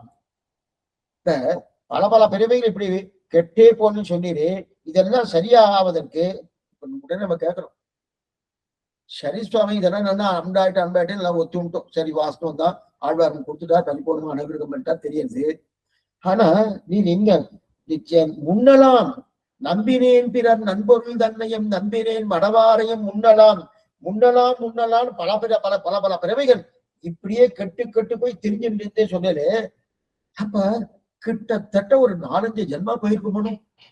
எத்தனை பிறவி ஆயிருக்கா, அடியேன் சதித்தேன் இன்றே இன்றே அப்படின்னு இன்றே அதெல்லாம் அத்தனை ஜென்மால இன்றைய சரி இன்றைய நடக்குமான்னா எதை ஒன்று ஆரம்பிக்கணும்னாலே எதற்கு ஆரம்பிக்கிறானோ யாரை கேட்டாலும் சுவாமி நாள் பார்க்கலாம், ஏதோ ஒரு நல்ல நாள் பார்க்கணும். ஒண்ணும் இல்ல, காலட்சியமா ஆரம்பிக்கிறத நல்ல நாளா பார்க்கணும், கல்யாணம் நல்ல நாளா பார்க்கணும், பணம் கொடுக்குறோம் நல்ல நாளா பாருங்க. நல்ல நாள் பாக்குற டைம் வேற பாக்குறா, அந்த அந்த என்ன டைம் இது ராவு காலம் என்ன கொண்டே இருக்கக்கூடாது அது பாக்குறாரோ. ஆனா இவர் என்ன சொல்றாருன்னா நாளைக்கு யாராவது கேட்டா சுவாமி நாளைக்கு பாத்துக்கலாம் சுவாமி, நாளைக்கு பாத்துக்கலாம் சுவாமி, நாளைக்கு பாத்துக்கலாம் சொல்றா இல்லையா? அப்ப நாளை வருவாருன்னு ஒண்ணும் இல்லை, நாமே நாளைக்குன்னு எழுதி வச்சுட்டு வச்சுக்கேன். யாரா வந்து கடன் கேட்கிறா, சுவாமி நாளைக்குன்னு போட்டிருக்கேன், நீங்க நாளைக்கு வாங்க அப்படின்னா. சரி மறுநாள் வந்தார். வந்த உடனே சுவாமி நீங்க கொடுக்குறேன்னு சொல்லுறேன், இந்த பாருங்க எழுதி வச்சிருக்கேன் பாருங்க, நாளைன்னு போட்டு. அப்ப நாளே போட்டுக்கலையா பார்த்தா இப்ப நாளா வருவாரு இப்படித்தானே இப்படித்தானே. ஆனா இப்படித்தான் பெருமாள் இந்த மாதிரி இருப்பான். பெருமாள் இந்த மாதிரி இருப்பான். பகவானை பற்றியவர்கள் இப்படிதான் இருப்பாளாம். நாளைக்கு பார்க்கலாம் நாளைக்கு பார்க்கலாம். ஆனா இதுக்கு சொன்னோம்னா அப்படி இல்லாமல் நேற்றே முடிஞ்சதுன்னு சொன்னோம்னா ஆழ்வாரை பத்தி தான் அர்த்தம். சாமி முடிச்சுட்டேன் சாமி, நேற்றுக்கே முடிச்சுட்டேன்னு சொல்லிட்டாரு வச்சுக்கேன், ஓ நம்மாழ்வார் திரும்பி சம்பந்தம் போல் இருக்கு அப்படின்னு. சாமி நாளைக்கு வாங்க அப்படின்னா பகவத் சம்பந்தம் போல் இருக்கு, அதான் நாளைக்கு சொல்லியிருக்கேன். நல்லா சொல்லலாம், நீங்க அடிக்கடி இந்த எக்ஸாம்பிள் எடுக்கலாம், தவறே கிடையாது. நாளைக்கு சொல்லியாச்சுன்னா பகவத் சம்பந்தம் சுவாமி அது அப்படிதான் பேசும். என்ன சுவாமி பண்ணிட்டேற, நேற்றுக்கே முடிச்சா சுவாமி ஆழ்வார் சம்பந்தம் முடிஞ்சிச்சுன்னா, அப்ப ஆழ்வாரை பத்தினா நேற்றுக்கு முடிஞ்சிச்சு. பெருமாளை பத்தினா என்ன சுவாமி அவர் பட்ட பாட்டை சொல்றாரு ஆச்சரியமா என்ன சொல்றான்னா பிராரப்த கர்மா தொலையணும், சரீரம் தொலையணும். ஏன்னா அதுவும் பக்தியோக நிஷ்டனாக இருந்தா பிராரப்த கர்மா தொலையணும். பிரபன்னனாக இருந்தாலும் எடுத்துக்கொண்ட சரீரம் தொலையணும், ரொம்ப முக்கியம். அப்ப பிரபன்னனுக்கு பிராரப்த கர்மா தொலைய வேண்டாமான்னா பிரபன்னனுக்கு பிராரப்த கர்மா தொலைக்கக்கூடிய அந்த பொறுப்பை பகவான் எடுத்துக்கிறார். ஆனா பக்தியோக நிஷ்டன் பிராரப்த கர்மா தொலைக்கக்கூடிய அந்த நிலையை இந்த பக்தியோக நிஷ்டன் எடுத்துக்கிறான். அப்ப எப்ப பிராரப்த கர்மா தொலையுமோ அந்த ஜென்மாலதான் மோட்சம் யாருக்கு, பக்தியோக நிஷ்டனுக்கு. ஆனா பிரபன்ன இதுதான் தேகாவசானே முக்தி சாத்துன்னு தேவப்பிரார்த்திக்கிறது. ஆனா பிரபன்னனுக்கு அந்த சரீரம் முடியும் போது முக்தி. ஆனா ஏன்னா பிராரப்த கர்மா தொலைக்கக்கூடிய பொறுப்பை பகவான் எடுத்துக்கிறார். சரி அப்ப ஆனா சரீரம் வேணும், சரீரம். அப்ப சரீரம் விழணும்னா சரீரம் விழுந்து மட்டுமல்ல அப்பதான் முக்தி. சரீரம் விழுந்த உடனே அதுக்கப்புறம் அர்ச்சராதி மார்க்கத்துல போகணும். சூஷ்ம சரீரத்தை எடுத்துக்கணும், எடுத்துட்டு அர்ச்சராதி மார்க்கத்துல போகணும், விரஜையில தீர்த்தமாடணும், தீர்த்தமாட்டு அதுக்கப்புறம் நமக்கு இருக்கக்கூடிய வாசனை என்ன, ருசி என்ன, என்னென்ன உண்டோ அதெல்லாம் கழிக்கணும். ஏன்னா இங்கிருந்து கிளம்பி போறச்சே நாம என்ன சரீரம் விழுந்துட்டோம்னா பூர்த்தியா போயிடுச்சுன்னு நினைக்கிறோம். அதாவது பாப புண்ணியங்கள் பூர்த்தியா போனதுக்கு அப்புறம் தான் நம்ம மோட்சம். ஆமா சுவாமி. அப்ப சரீரம் விழுந்துட்டோம்னா ததா வித்வான் புண்ணிய பாபே விதுய நிரஞ்சன சமர பரமம் சாம உபைத்துன்னு சரீரம் விழுந்தவனே இவனுக்கு புண்ணிய பாபம் போயிடுச்சுன்னு இருக்கிறான். போயிடுச்சு வாஸ்தவம் தான், அதனாலதான் அர்ச்சராதி மார்க்கத்துல போறோம். ஆனா இருந்தாலும் அந்த வாசனை இருக்கு, அந்த வாசனை இருக்கு. அந்த வாசனை இருக்கிறபடியாதான் இவனுக்கு சரீரம் கிடைக்கிறது. அந்த சரீரம் சூக்ஷ்ம சரீரம், நம் கண்ணுக்கு தெரியாது. ஆத்மா சரீரம் இல்லாம பிரயாணிக்காது. இதெல்லாம் அர்ச்சராதி என்கிற கந்தத்துல நம்ம பூர்த்தமா பார்த்துருக்கோம். ஆத்மா சரீரம் இல்லாம பிரயாணிக்காது. அப்ப சரீரம் வேணும். சரீரம் வேணும்னா கர்மாக்கள் இருக்கணும், அப்பதான் சரீரம் கிடைக்கும். இல்லைன்னா சரீரம் கிடைக்காது. இந்த கர்மா இருந்தா சரீரம் கிடைக்கும். என்ன சார் ரொம்ப வம்பா இருக்கு, கர்மா இருந்தா மோட்சம் கிடைக்காதுன்னு சொல்றேன், கர்மா இருந்தா தான் சரீரம் கிடைக்கும்னு சொல்றேன். அதுதான் சூஷ்ம சரீரம். எப்படி அந்த கர்மா எப்படின்னா சூஷ்மமா, அதுதான் ருச்சி, ருச்சி வாசனை. அந்த ருச்சி வாசனை ஒட்டிட்டு இது ஒரே ஒரு எக்ஸாம்பிள் தரேன். பெருங்காயம் இருக்கணும், ஒரு டப்பால போட்டுச்சு ஆயிரத்து, அதுக்கப்புறம் உள்ள ஒண்ணுமே பெருங்காயமே கிடையாது. அதுக்கப்புறம் அந்த இடத்தையும் அப்படி கிட்டக்கு முழுந்து பாருங்க, கிட்டக்கெல்லாம் தூரக்க வச்சு பாருங்க வாசனை வந்தோன்னு. சுவாமி பெருங்காயமே இல்லையா, வாசனை வரும், பெருங்காய வாசனை வந்துருக்கும். அந்த மாதிரி எத்தனை ஜென்மாவ இதுல பாவ புண்ணியங்கள் இந்த இதுல சரீரத்துல இருந்திருக்கு. அதெல்லாம் எத்தனை கேள்வி வந்தாலும் அந்த வாசனை இருந்துட்டு இருக்கும். அந்த வாசனையும் தொலைக்கிறது தான் விரஜானையில தீர்த்தம் ஆடுறது. விரஜையிலே போய் தீர்த்தம் ஆடுறவனோ அதை தீர்த்தம் ஆடுறதுக்குன்னா அந்த வாசனையோடு சூஷ்ம சரீரம் போறதுனும் இதெல்லாம் போகணும். அப்ப என்னன்னா இவைகளோடு வாசனை இருக்கும், இவைகளோடு மேல போய் அதாவது கர்மங்களை தொலைத்து அதுக்கு மேல நம்ம சரீரத்தை தொலைச்சு அதுக்கு மேல சம்சாரத்தை தொலைத்து அதுக்கு மேல வாசனா என்ன, ருசி என்ன, இதெல்லாம் தெரிச்சு விரஜையில போய் தீர்த்தமானோன்னு அங்க போகுது. ஆனால் நான் நம்மாழ்வார் திரும்பி பத்தினோம், திரும்பி பத்தினோடனே என்னாச்சு, திரும்பி பார்த்தேன், கர்மமும் சரீரமும் ஜென்மமும் சம்சாரமும் வாசனா ருசி ஒன்னையும் காணும். அப்ப இப்போதே பெற்றேன், இன்றே பெற்றேன், அதான்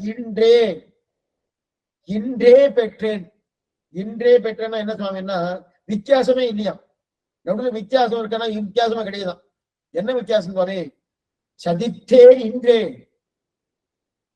நம்பினேன் பிறர் நண்பொருள் தன்னையும் நம்பினேன் மடவாரியம் முன்னலாம் செம்பன்மாட திருக்குறுகூர் நம்பிக்கு அன்பனானேன் இன்றே சதித்தேன், உடனே எனக்கு கிடைச்சிட்டு.